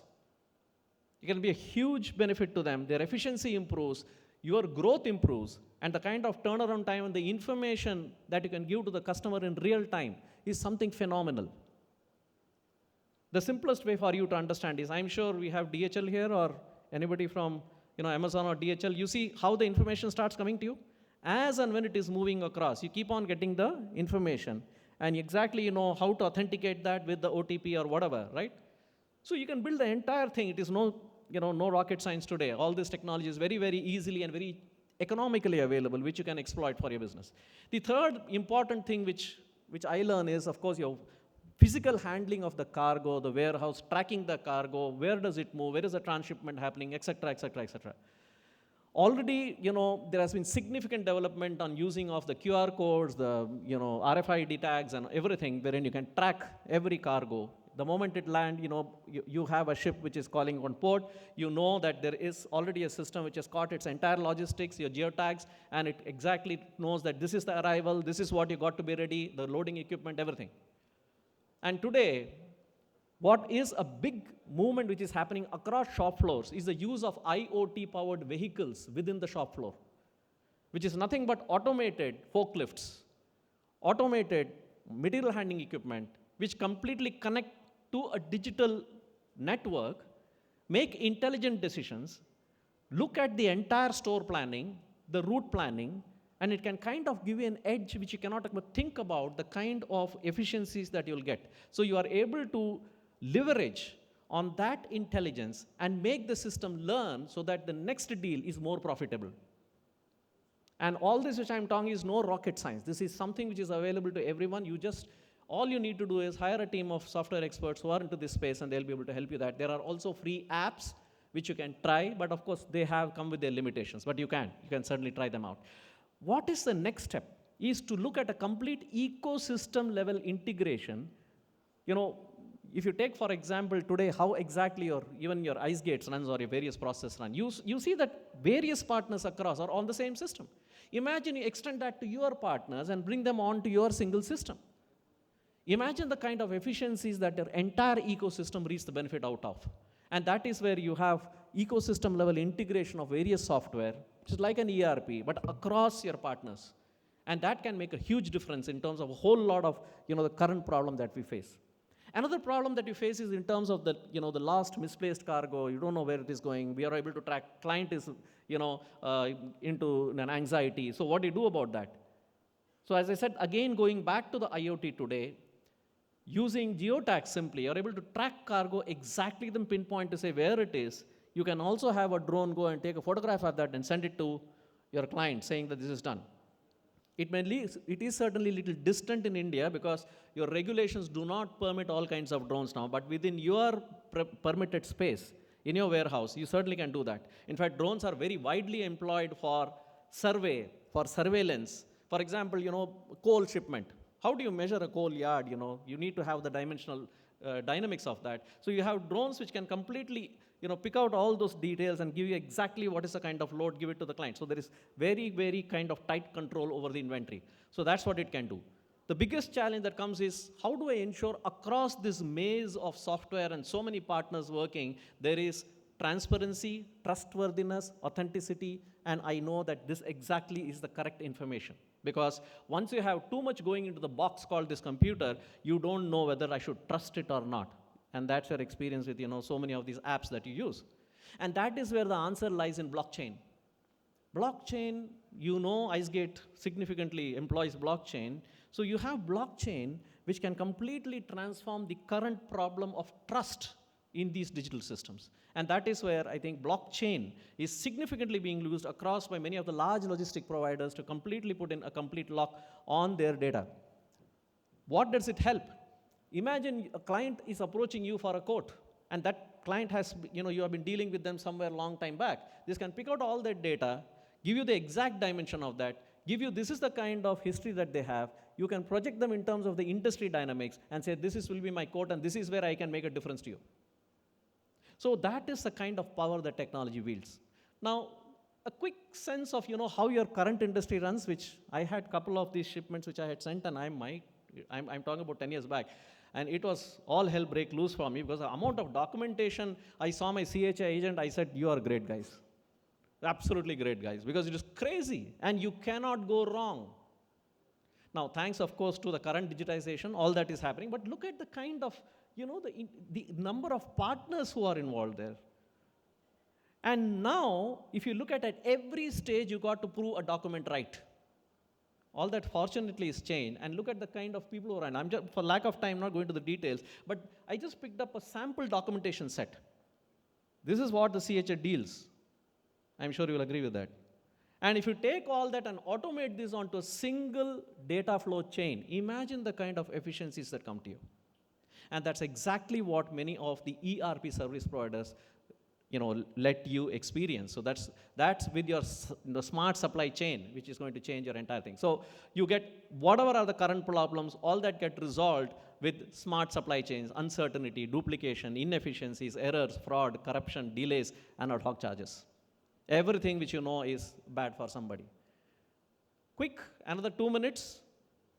This is going to be the future of mobility, wherein you're going to have drones, you're going to have God knows what, hyperloops and all kind of things. But the tubes are becoming more and more popular. And then you have these kind of, it's all skiffy, but then if you really look at what's happening in terms of the volocopter or whatever is already being tested, it is amazing that we are actually looking at such kind of mobility systems coming in, especially for cargo. And this is Sophia, which I talked about. And the next big change which is going to happen is obviously whether to use the crypto or not, but then crypto is certainly going to catch up within certain ecosystems. And you could have a lot of NFTs also, non-fungible tokens, which can also create a difference in terms of how your entire documentation, the trust in documentation, the trust in the containers, everything kind of changes. The biggest revolution that is hyped to be happening is the metaverse. DP World has already set up a different initiative called the DP Meta Initiative. And what they're trying to do is completely simulate the real world problems of logistics into the DP Meta. And they are going to come out with solutions on that. Now, what is metaverse? How many heard about metaverse? 1, 2, 3, 4. Okay, not bad. I think you should simply go on that. Nothing but a very simple, the make-believe world, wherein you want to have your own avatar. We already have a lot of avatars on Facebook, maybe in other kind of platforms, right? But then here, if you have an avatar and you can actually interact with another avatars and do business. And there is going to be a whole big economy which is going to come out of the metaverses. Lot of orders. For example, you go to Walmart on the metaverse. There's a very popular metaverse called the Decentraland.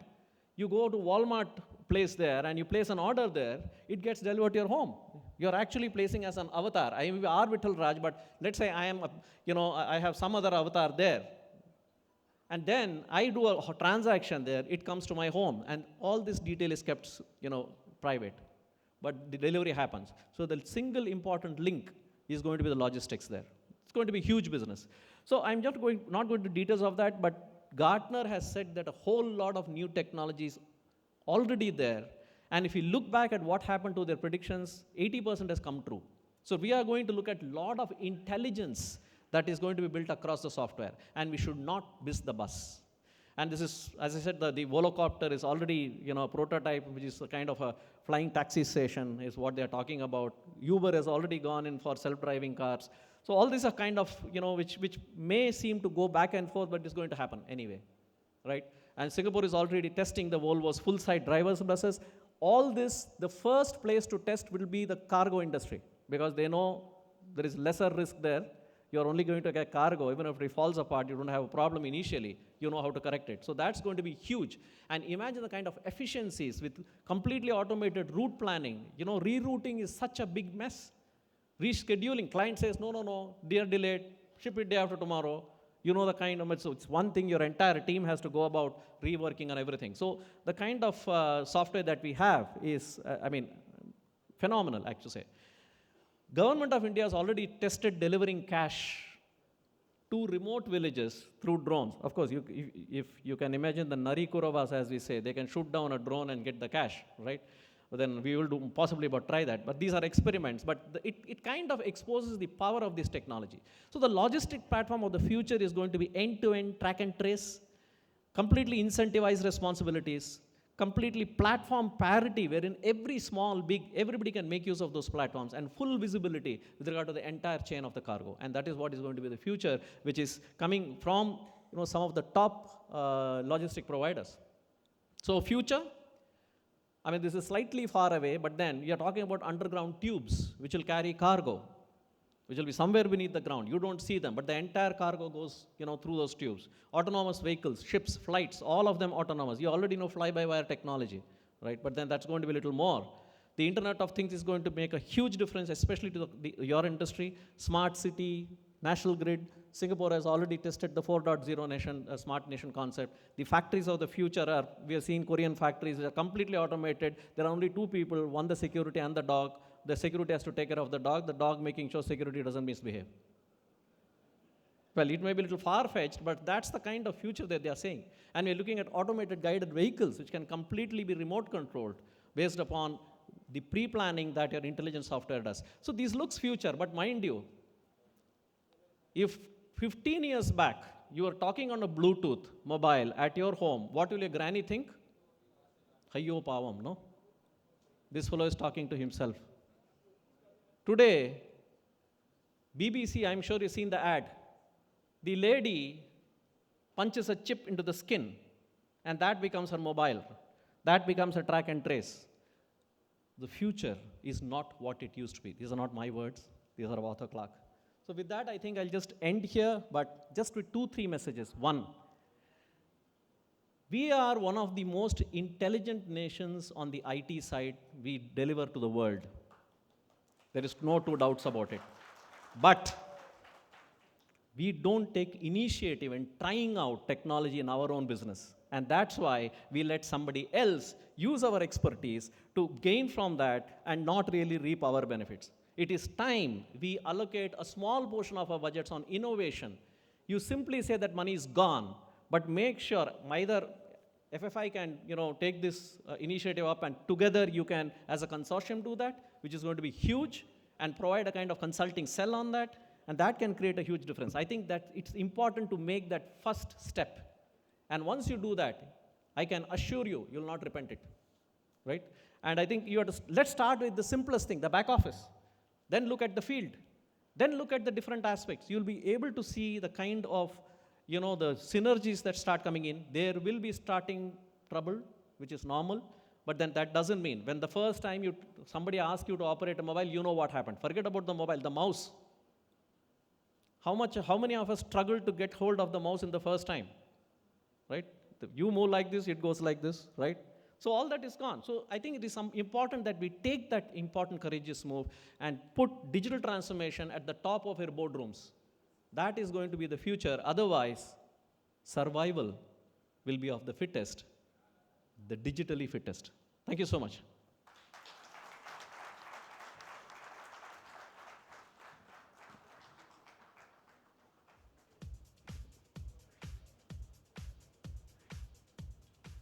Well, There is an appetite for taking all these things. So wonderful presentation, though we squeezed you instead of 15 minutes, 10 minutes, sorry for that. But I assure you, without taking the permission of the Chairman FAI, that we will have your full session with this full house sometime shortly.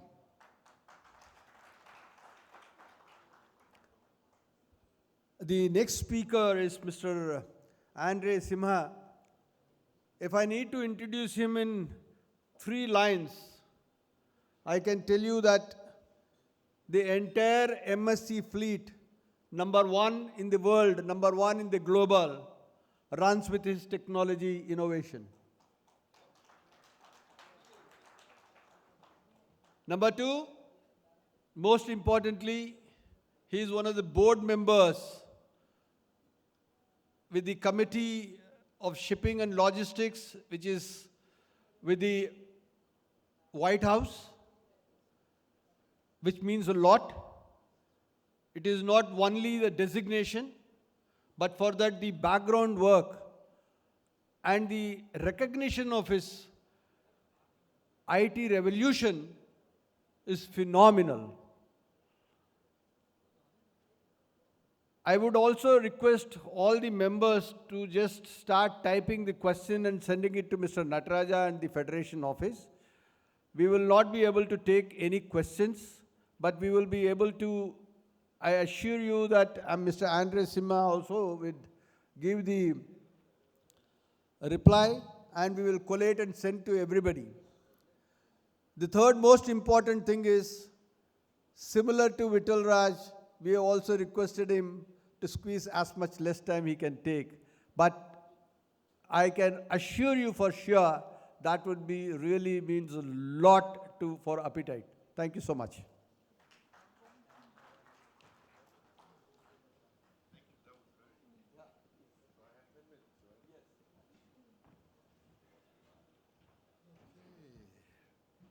So, good afternoon, everyone.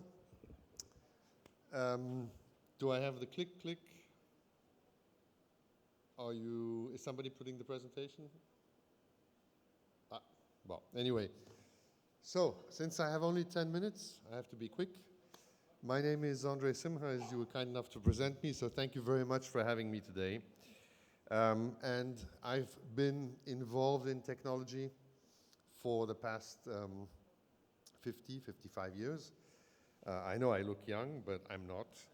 And, you know, I started my technology career when home computing became something that brought people to understand that maybe having a small computer at home, maybe to play games and do things like that, would be interesting. And so I tried to sell this concept to some of the department stores.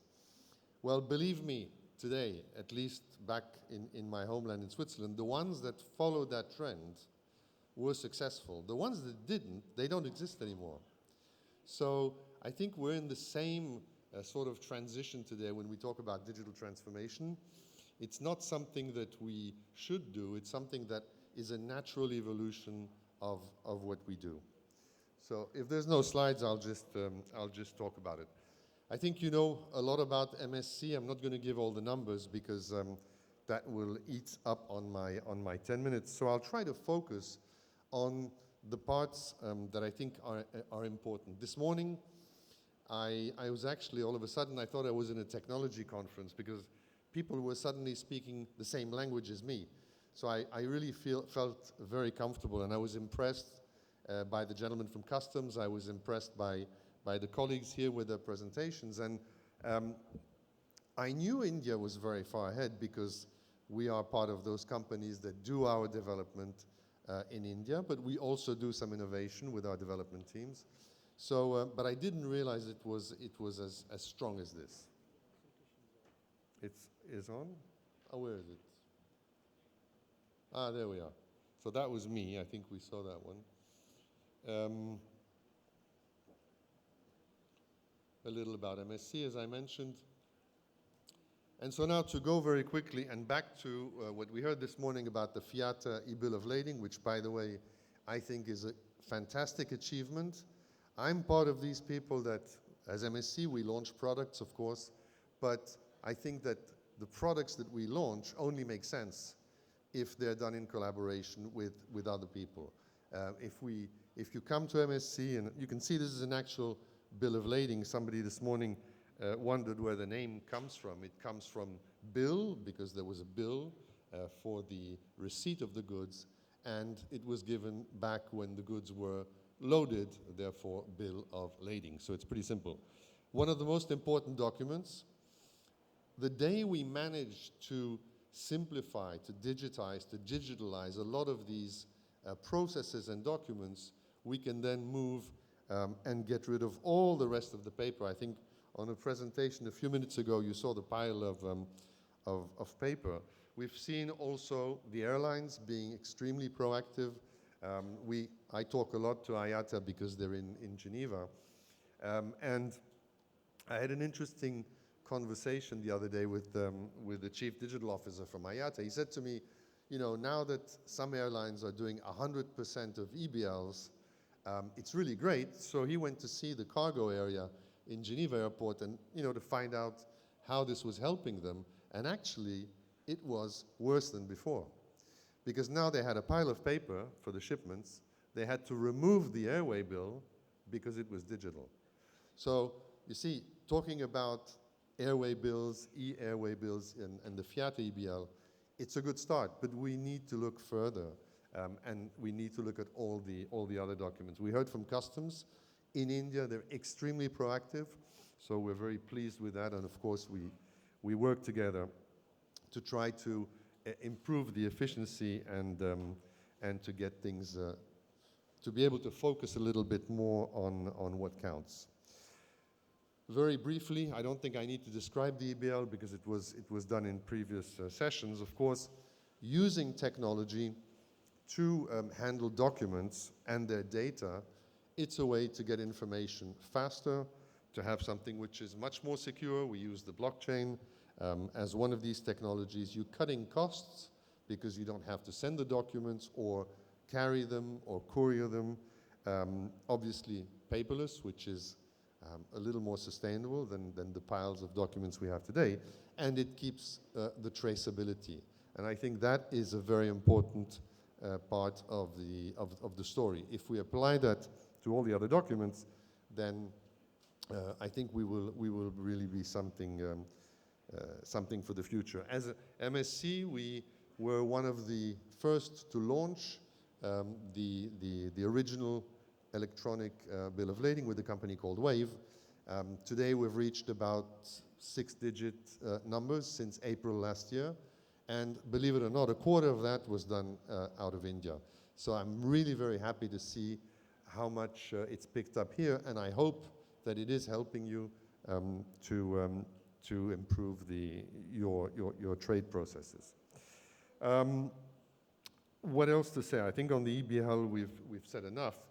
What's of course important, and we should never forget that, is that, as I mentioned earlier, you have the FIATA EBL, you have the IATA EBL, you have the shipping EBL, which is coming up, but you need the interoperability. You need to be able to interoperate between different platforms without being technical, so that a document that is issued on one platform or with one vendor can also be processed by another vendor.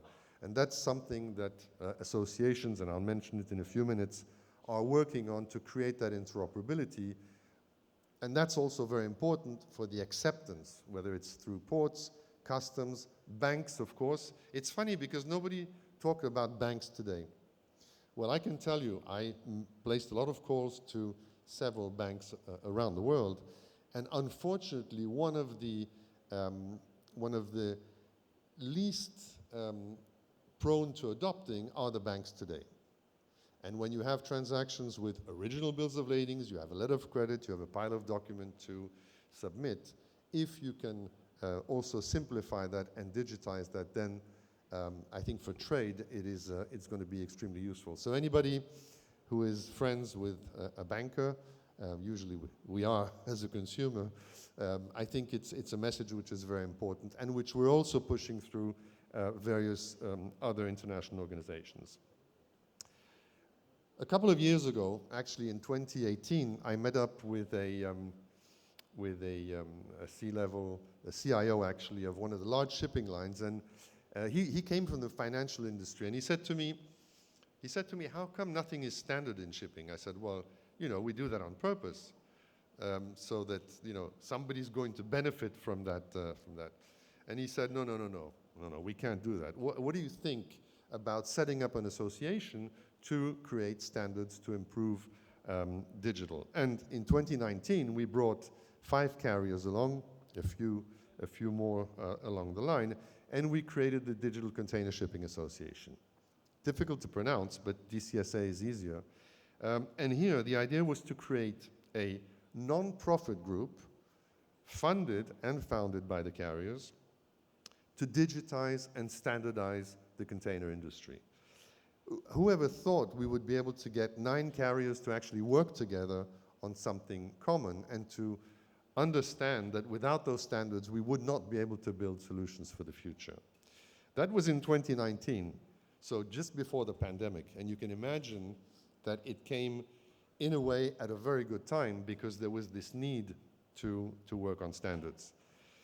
Since then, we've collaborated, as you can see, with a lot of industry stakeholders. We've done even more than that in the past couple of months, where we created an alliance, and here I bring back FIATA into the alliance, ICC into the alliance, SWIFT. So SWIFT is also a very important enabler for all these digital processes. And hopefully with that, working together, we're going to be able, together with the shippers, together with the freight forwarders, with the logistic participants, and with the solution providers, because you also need the solution providers, we're going to be able to create some great things for the future.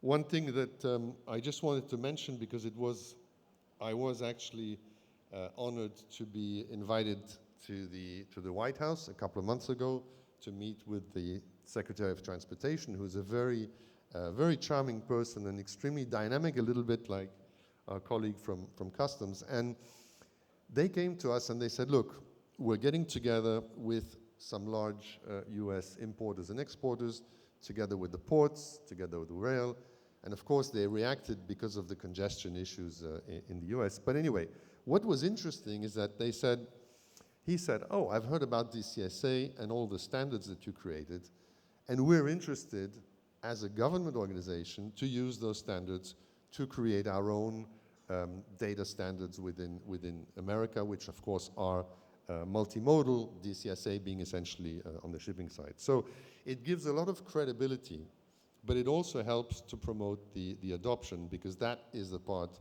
which is usually quite difficult. So I just put a couple of articles. You see Digital Landmark, Future of International Trade, FIATA Paperless Bill of Lading, EBL Platform Interoperability, which is a key element also from DCSA, and so on and so forth, including BIMCO, of course. BIMCO is also part of the association. So I'm trying to fit this into the 10, 12 minutes, so I'm going very fast. I also, as some of you know, participate in quite a lot of conferences where we can promote the concept of doing these projects together with other collaborators. So we did quite a bit of work with IATA.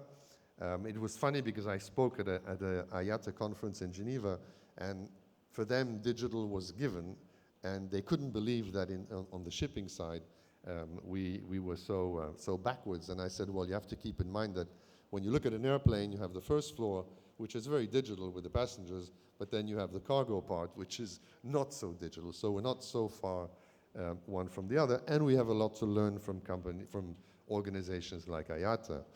I also participated, and I do that quite often, with the WTO, with WEF, with WCO, and trying really to bring the carrier aspect into the equation, because I believe that if the carriers get together and promote all these solutions and really work towards standards, I think everybody benefits in the end. Don't forget, we're not selling anything here. We're creating standards to improve global trade. A very quick word, somebody, I believe you mentioned IoT just before, something that I've always had very much at heart, and we've been trying solutions in the past 7 or 8 years. Nothing very new, simply the fact that you may have seen the press release from Hapag-Lloyd. They are equipping all their fleet, hopefully by the end of next year, with IoT devices, which is going to allow not only Hapag-Lloyd to better manage their fleet, of course, but also to provide services to their customers, of which you are. And I think this is very important because, and again, I'm not trying to sell our service as MSC, although of course you can buy the service from us, but I think that it shows that the industry is moving, I'm not a good salesman, the industry is moving forward, and that there really is a need to improve visibility, to improve predictability, to improve traceability, sustainability, and of course security. Because a lot of the, some of the interesting aspects of being able to know where a container is and what it is doing, it's also interesting to know if the door was opened, where it was opened, was it a customs inspection, or was it opened somewhere where it shouldn't have been opened. So there's also a lot of work that can be done with that, and it really, in the future, will help to optimize the chain. We're also working, and this is maybe something that is still a little bit under the radar. We are equipping our reefer containers, that's about 200,000 containers, with IoT devices to allow monitoring of the container, of the reefer containers, including on our ships. So I think that's very important, and that again will allow us to provide even better services than we already do. Again, we do this in collaboration with other carriers. What else have I got to say? How long have I got left? 2 minutes. I have to speak even faster. A couple of other things we do. We've recently launched the new website, msc.com. We have My MSC, which is the customer portion, the e-commerce portion. Go and take a look. There's new things coming out every month, every 3 weeks. You save a lot of time. You can download documents. You can make bookings. You can get quotations. There's a whole bunch of things you can do. And it's a very interesting platform because we actually collect data from whatever source. So if you're calling the agency to make a booking, you can still get the information on the platform. So I think that's an interesting development. The other thing, how do I go back? Okay. Oh yes, I took that one out. The other thing we're doing more and more, since we spoke about technology, is we're providing more and more APIs to our customers. So you want to access track and trace through an API rather than EDI or looking up on the website. We have that. If you go to msc.com and you look in the digital section, there's quite a lot of things. You'll find the direct integrations page, and there you'll have the opportunity of seeing what we offer. You can fill out a form, which is fully digital, although you have to use your fingers, and we get back to you. And so I think that's something interesting as well. Again, as was mentioned this morning, what's important is the trust. I think that by promoting the digital, by using the technology that's available for digital, we also promote trust. And that is something which, as you know, is a key element of our business. So that was, in a nutshell, my presentation.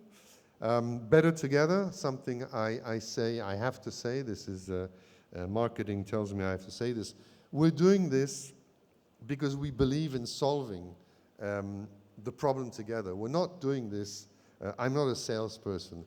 I would just like that we can collaborate, that we get the feedback from customers, whoever you are, and this will allow us to advance the industry in the future. So thank you very much. You can always find me on LinkedIn. Where am I? Oh, I'm clicking my iPad and it's not moving the slides, so now I get it. So I'd be happy to hear from you, and I'm always reply to any questions that you're going to put through to me. So thank you very much. I think he needs bigger round of applause because he has come specifically for our program from US. It's so great of you, sir. Please.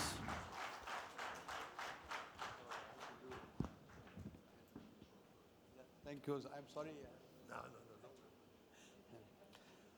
The next speaker, I don't think anybody would say that he doesn't know him, Mr. Anand, who is the Deputy Secretary, and he's the architect, I can proudly say in real terms, architect of IceGate from 2014 to 2020.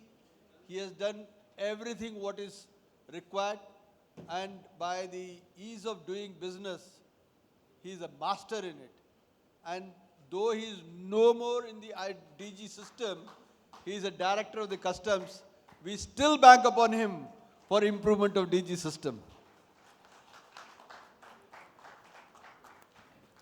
He is a bachelor's in engineering, geoinformatics and information technology and master in business law. So therefore, you will not be surprised that he is from the DG system background. All yours, sir. Thank you. Thank you.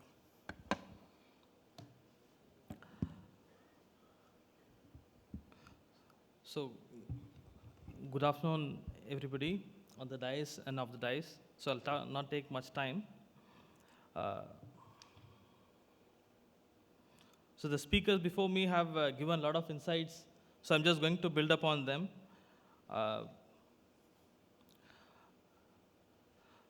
Just to give a scale of customs, because customs is there in all the places, which is India is a big country. So in 311 custom stations, we have people, customs officers there, and all of you are there in all these places. And before we go ahead, especially in COVID, we all stood together and saw that supply chain was seamless in the hard times. So thanks to all of you. I think big applause is required for this one before we go ahead. So just coming back to the point, one agenda which has been in customs at least in last 2 decades was how can technology improve and how can customs be a part of seamless flow of cargo, because that is ultimately going to give value to the entire economy. So that has been our, if you put it succinctly, it is leveraging technology for serving taxpayers. So that has been a mantra where, I was just going through because last year has been a 25th year of ICS coming into play. Of course, before that we had some Sperry systems which is there, but 94 was a time when ICS was formally launched, then the digital journey began. So this was one of the photographs when it was inaugurated in 94, and it is going high tech. But this is only an off story, I should say, because I have been going through the archives when we were browsing through various initiatives which are happening. But the EDA was talk of the time at that point in time, and a lot of discussion were happening because EDA is not only with G2G, which is government to government, or B2G, but it is also between business to business. So one point, while a lot of initiatives have happened, a lot of systems have come up like DGFT, customs, and port community system had come up. One which is missing, or in a large scale at least, which has not been widely adopted, is standardization between the industry, B2B. All the speakers have emphasized this one. Probably now it is a time for Triple FI to take that as a separate agenda and maybe collaborate with the DCSA and have some industry standards which could be adopted.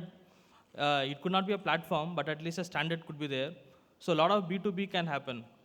Because while customs can facilitate, probably, there is a one big puzzle which still there. When custom facilitate 80% of the cargo, why is it not cleared in the same day? What is keeping that in the cargo? Because, information, business to business information does not flow as seamless as possible, which creates a lot of thing. So if you are able to have same day clearance for all these 80% cargo, then to that extent, more value addition can happen. So that words, there are three ice gate is there. So I'll not go into one, but just to just to say, at least from 2016, customs had a lot of process re-engineering, and 2019 has been a faceless assessment. But single window was one of the key enabler in getting all the PGS together. But that's only an half of the story, but we still have a lot of things to do in single window with respect to pre-clearances and with respect to exports. So we're going to have a revamped system very soon, which can integrate and which would be truly single point in a way it comes. But at least it has achieved a momentum where there is a the first thing which has to happen is that you need to believe. So at least 2016 version of single window was a one where post clearances, all the cargo, all the clearances are happening in a single place, with some exceptions like documents still doesn't go to FSSA or PQ or something. But I think that that has kept a stage where we can take it further. And as a part of NCTF, there is a revamped focus to have single window taken to exports and single window taken to the pre-clearances, because there are a lot of certificates which are required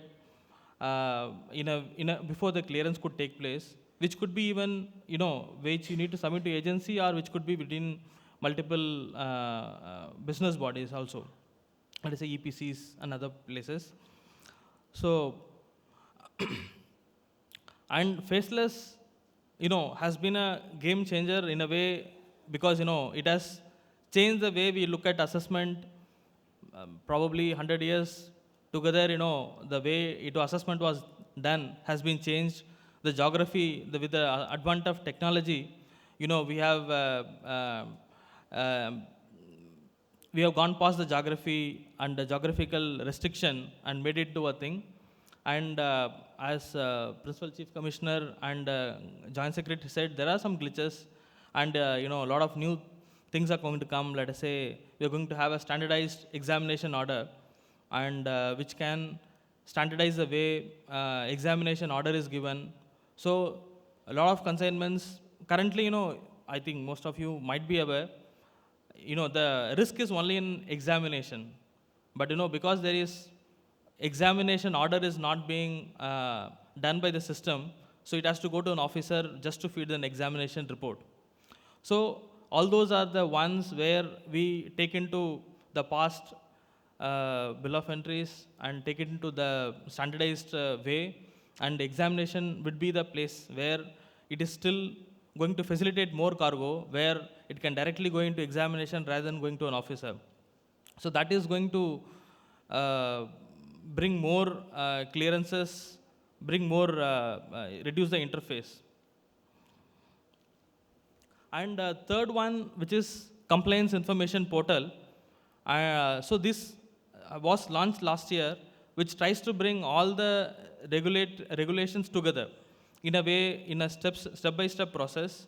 And we are in a near completion stage of compiling all the regulations which are required at the border clearances, which will be notified under section 11.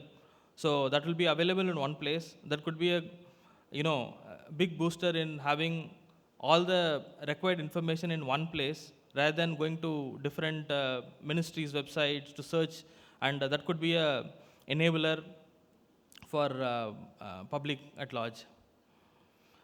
Of course, digital technologies like a scanner, because the scanners have now a lot of new scanners, including rail scanners and fixed scanners are being deployed. Maybe at the end of 2023, we will have 30 scanners across India, which will, and we are also trying to adopt AI-based image recognition technologies, because when rail scanner comes and when you're going to scan entire container in the rail, we are going to adopt technologies which can reduce the need for opening a container, but still manage to see the enforcement angle in it. So these in the National Trade Facilitation Committee, we broadly divide all the initiatives into regulatory, technology, and infrastructure. While regulatory can be taken by a government with multiple departments, and technology is one where we go together. Infrastructure is what we had a lot of insights even by the earlier speakers in terms of adopting be it drones or be it track and trace or have smart assets which can have a mobility in a different level. But that also has to go well gel with technology, because one anecdote says, it's a common anecdote which was told in multiple forums, that a flower consignment from Kenya to Netherlands requires 200 documents to be exchanged at multiple places. So, that those are the documents which we should all adopt to eliminate or to make it into single value, single document where everything is authenticated. Probably blockchain is there, but the initial results of blockchain is not very encouraging. We need to have more technology which can give, high processing speed in terms of blockchain. But that is a work in progress. Unless we adopt, we will not learn and we will not progress further. So, in addition to the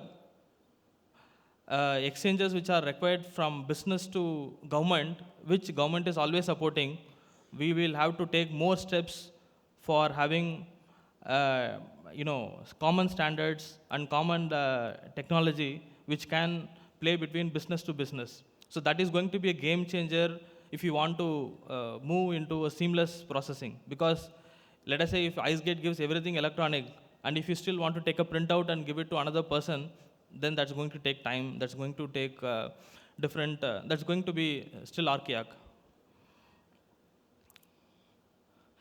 So, coming to the timelines, the target which government has kept is that, currently our clearance time in Navasheva has been 88 hours, which we wanted to reduce it to 48 hours. But this 48 hours is not possible. We'll have to off it out, bring it to the half of the time. But that is not possible unless we take all these things. Because, if you facilitate 80% and if you're not able to clear it in a day, then we are not going to achieve 48 hours. So that's going to be our aim, which is not only by the government. Unless you all support, you all bring your efficiency together, we will not be able to achieve it. But I think a lot of these initiatives are happening in all places, but we need to consolidate to see that we are able to do it in 48 hours for sea cargo and 24 hours for air cargo. So from customs, at least we are revamping the IceGate portal, which is going to be based on open API specific open API, where we will be exposing APIs for various other services which are now currently happening through an EDI. And we are planning to have a unified dashboard where one dashboard can give information about all regulatory requirements in one go. So those are the key elements which we are going to do, but we will see how it works. I think there was an initial consultation with all the stakeholders, and that has been encouraging, but we will see together.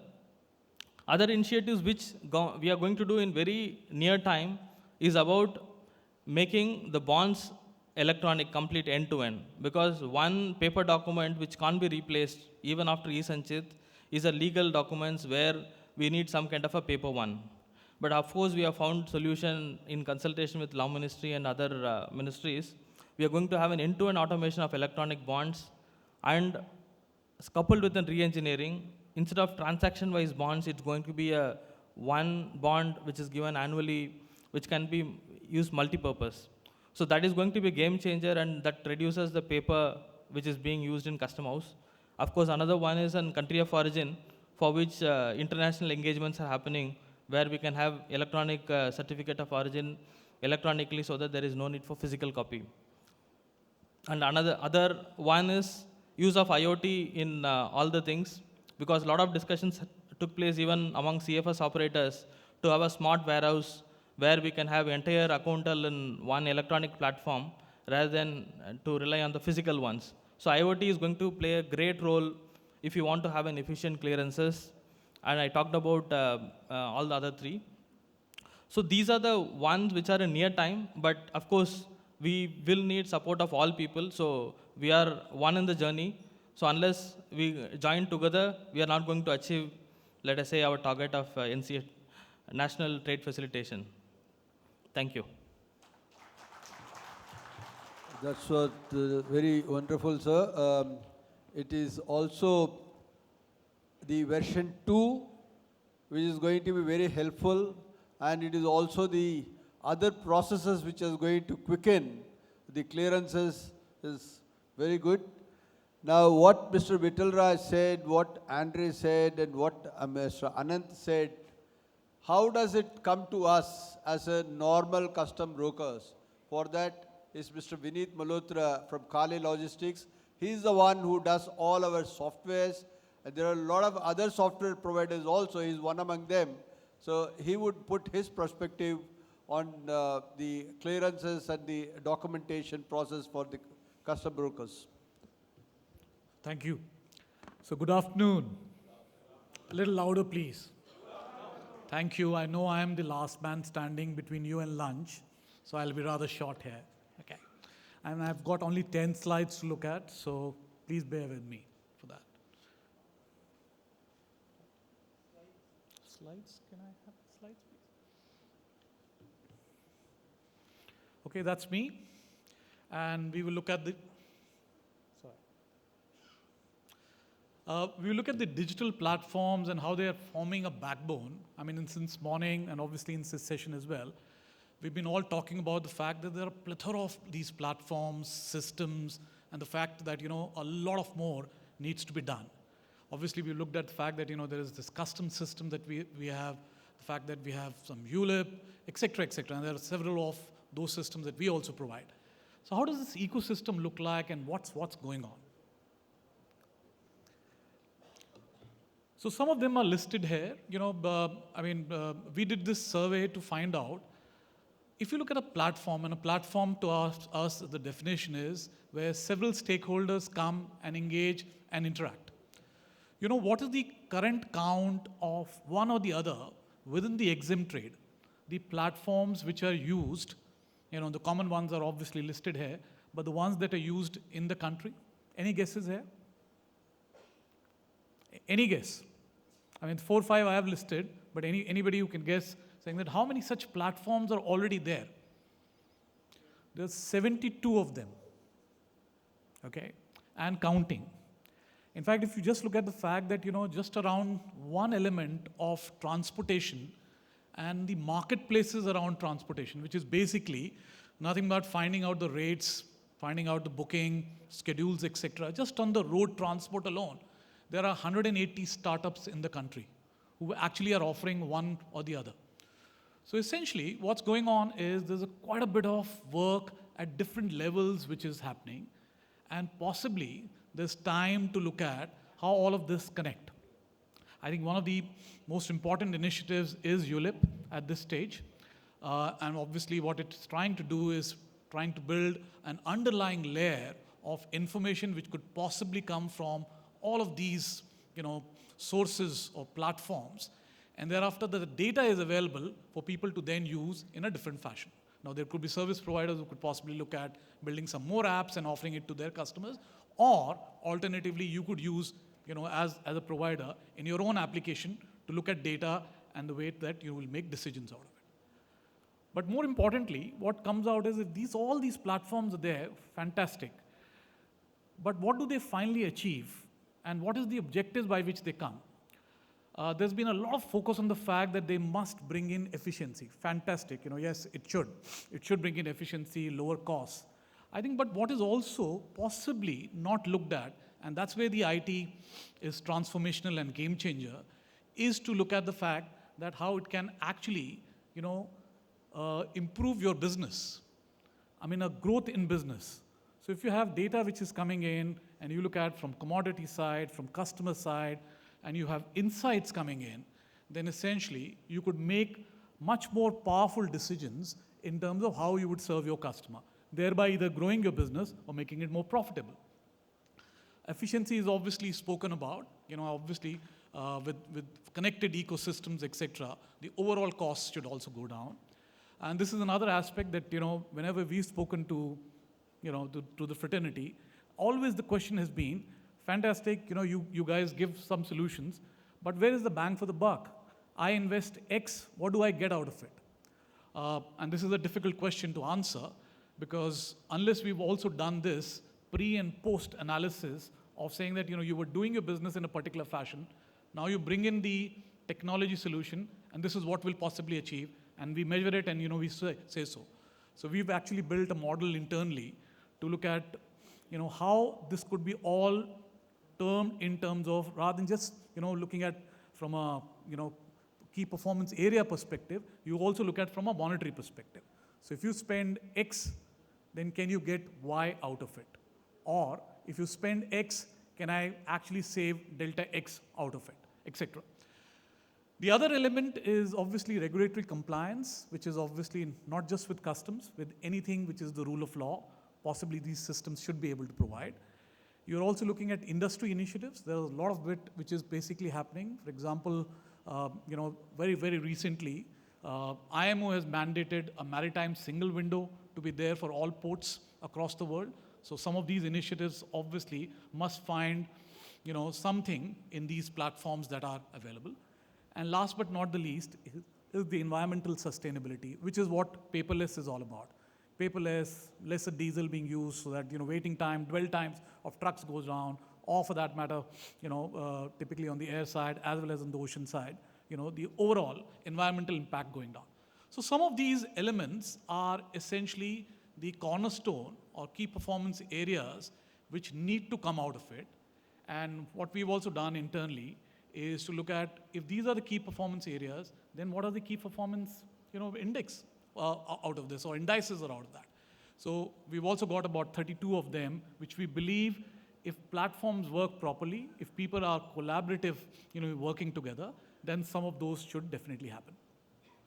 Having said so, and since morning, we've also been hearing, different terminologies around technology. There is emerging technology, there is new technology, and then what we call as the deep tech. And let me give you a very simple formula to remember what deep tech, emerge tech, or new tech is all about. And it's called ABCD. And it's very simple to remember this. A would obviously stand for the artificial intelligence part. B is the blockchain. C is the collaboration, community, cloud, whichever way you call it. And D is all about data and overall digitization, which could also be, look at the fact that from an infrastructure perspective, how drones would work.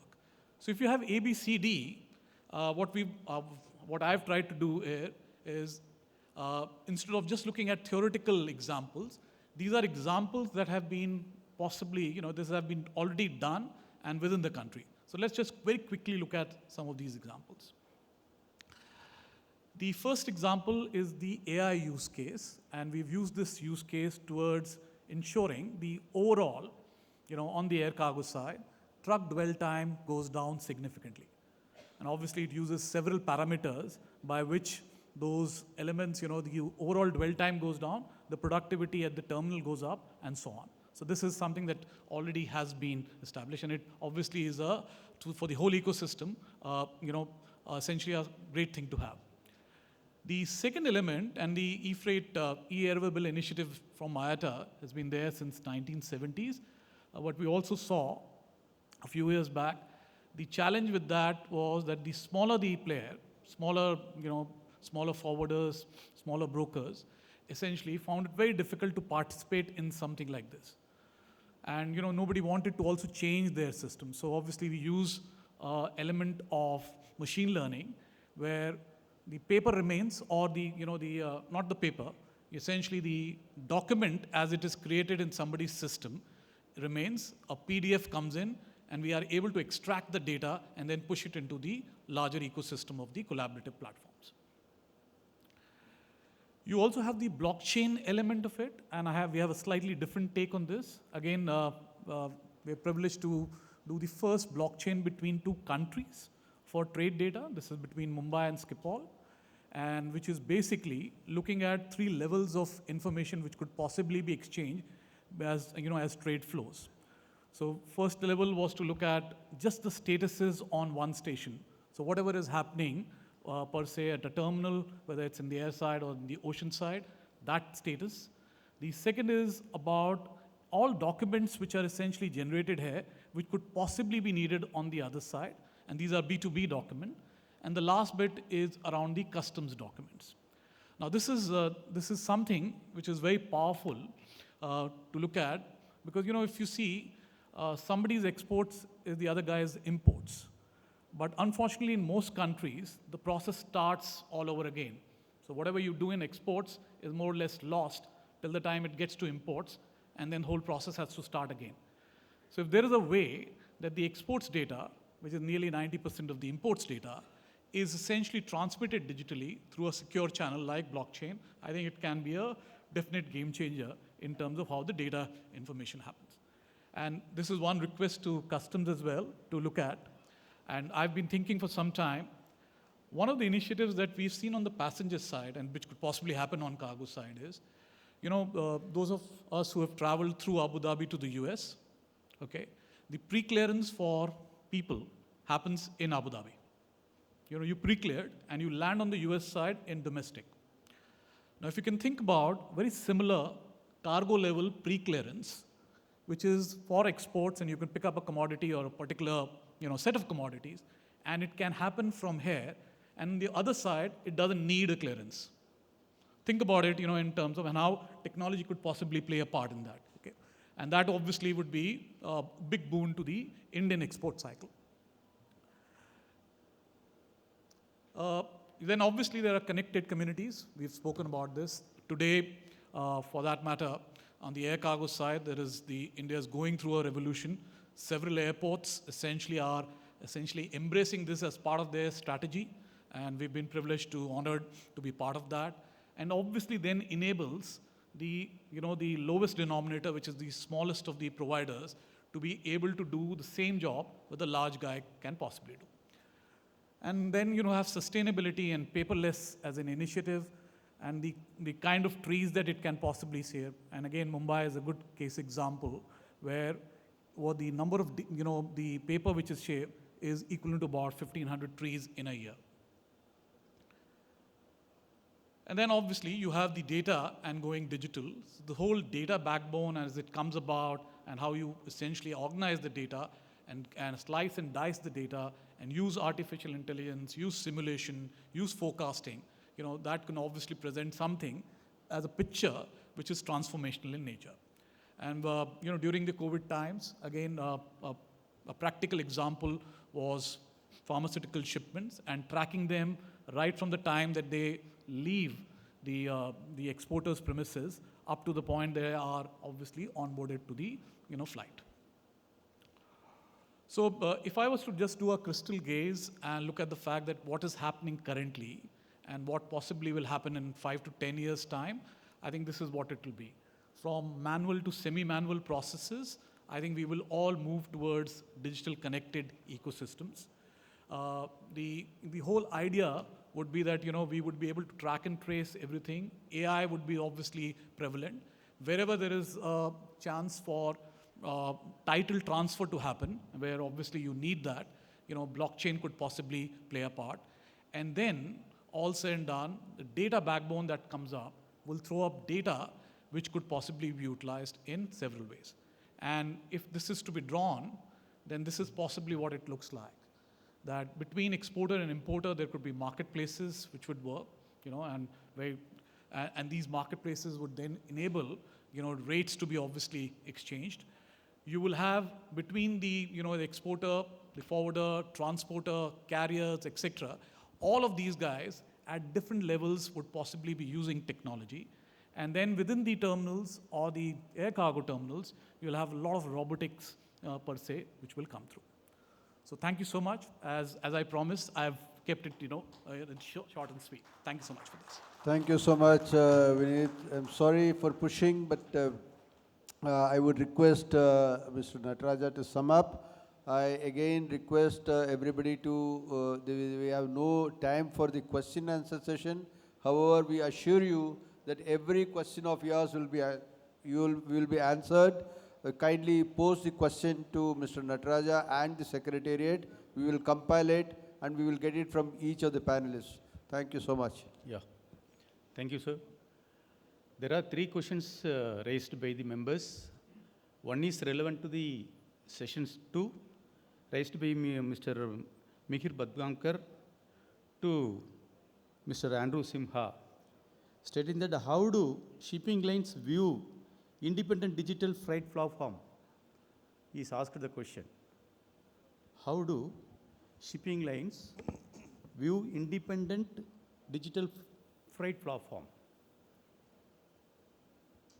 From a technology perspective or from a commercial technology perspective. Oh, I think that's great. I think it's great because, you know, it's like in many aspects when you have a small company or a startup, they can develop things very quickly. They don't have all the legacy. They don't have all the issues behind that. So I think I'm very much in favor of that. Then if they manage to make their business, that's, you know, that's even better. But I think it also helps us to understand where we need to put the focus on some of the offerings that they give. So yeah, positive view. Okay, thank you. There are other two questions. Thank you, Nataraja, but the question answer will be answered separately. So you just sum up and we will just give the gifts and, I mean, the presentations of the others. Yeah. Thank you. Thank you, Chairman. Today's session is about the digital transformation from the present era to next era. As the first speaker, Mr. Vittal Raj, is clearly spoke about how today and what will be in the tomorrow, how we are all transmit our goals to the new era. Thank you, sir, for your elaborate view. And I come to Mr. Andrew Simha. It's a long presentation. We come to know about many new implementations on the digital transmission. Thank you very much for your elaborate presentation on to our members. And we all know about our Mr. Anandji, the new idea about the customs implementation for the present and future transmission of the ease of doing business. We will note it, sir. Then we all already geared up to line up with the customs perspective. Accordingly, we will gear up ourselves and coordinate to customs for enjoy the ease of doing business. And finally, our last speaker are viewed about a long presentation. We are all nose and off way, but your presentation give some more clarity to us, and accordingly, we will follow up your ideas, and any specific questions we will raise to you in personal window. With this, I thank all of you for the wonderful session. Even though it's a tough time for lunch time, all are here and viewed, heard about all 4 eminent speakers' presentation. Thank you very much.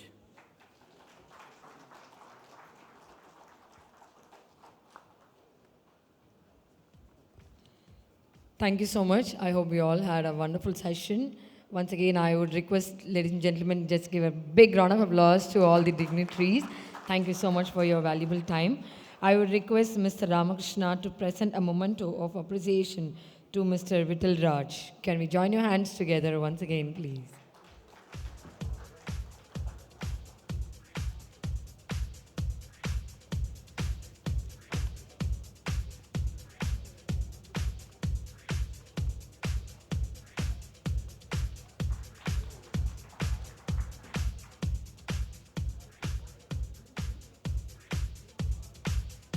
And I request Mr. Ramakrishna to present a memento of appreciation to Mr. Andri Simha.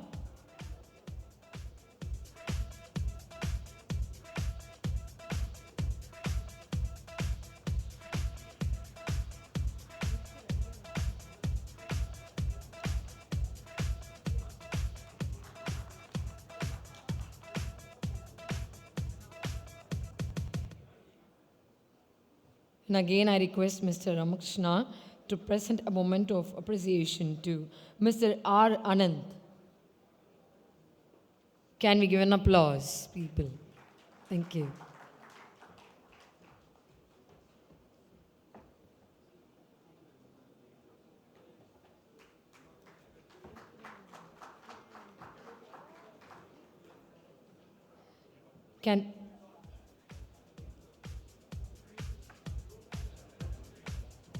Can we request Mr. Ramakrishna to present a moment of appreciation to Mr.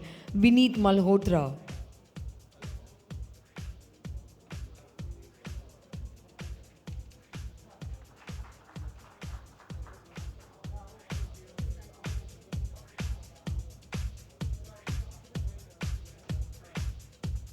Thank you. This business session was sponsored by Team Global Logistics Private Limited, and lunch, following the lunch session sponsored by Container Corporation of India.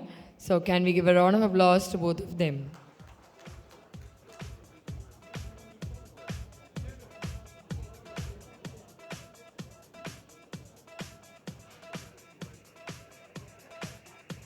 We would request Mr. Shankar Shinde and Vijay Kumar to come on to the dais for a group photo along with the speakers.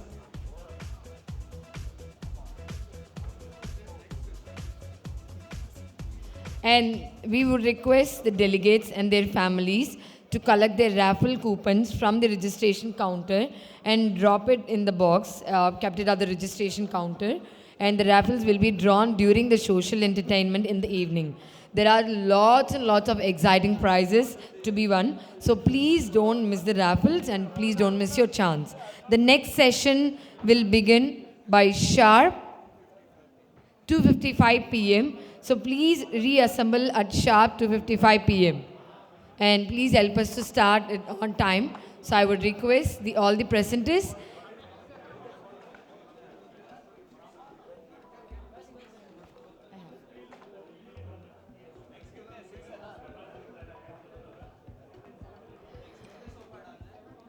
Dear delegates, Shri Nitin Gadkari, Honorable Minister of Road and Transport Highways of India, will be addressing the gathering live on the occasion of FFFAI 24th Biennial Convention for the benefit of our community. All are requested to be seated in the Rajendra Hall by 6 p.m. He will be addressing after business session 4. Thank you. And the B2B session is happening near Rajendra Hall 6 and 7 ante-area. So please don't forget, the B2B session is happening near Rajendra Hall 6 and 7 in between ante-area. Thank you.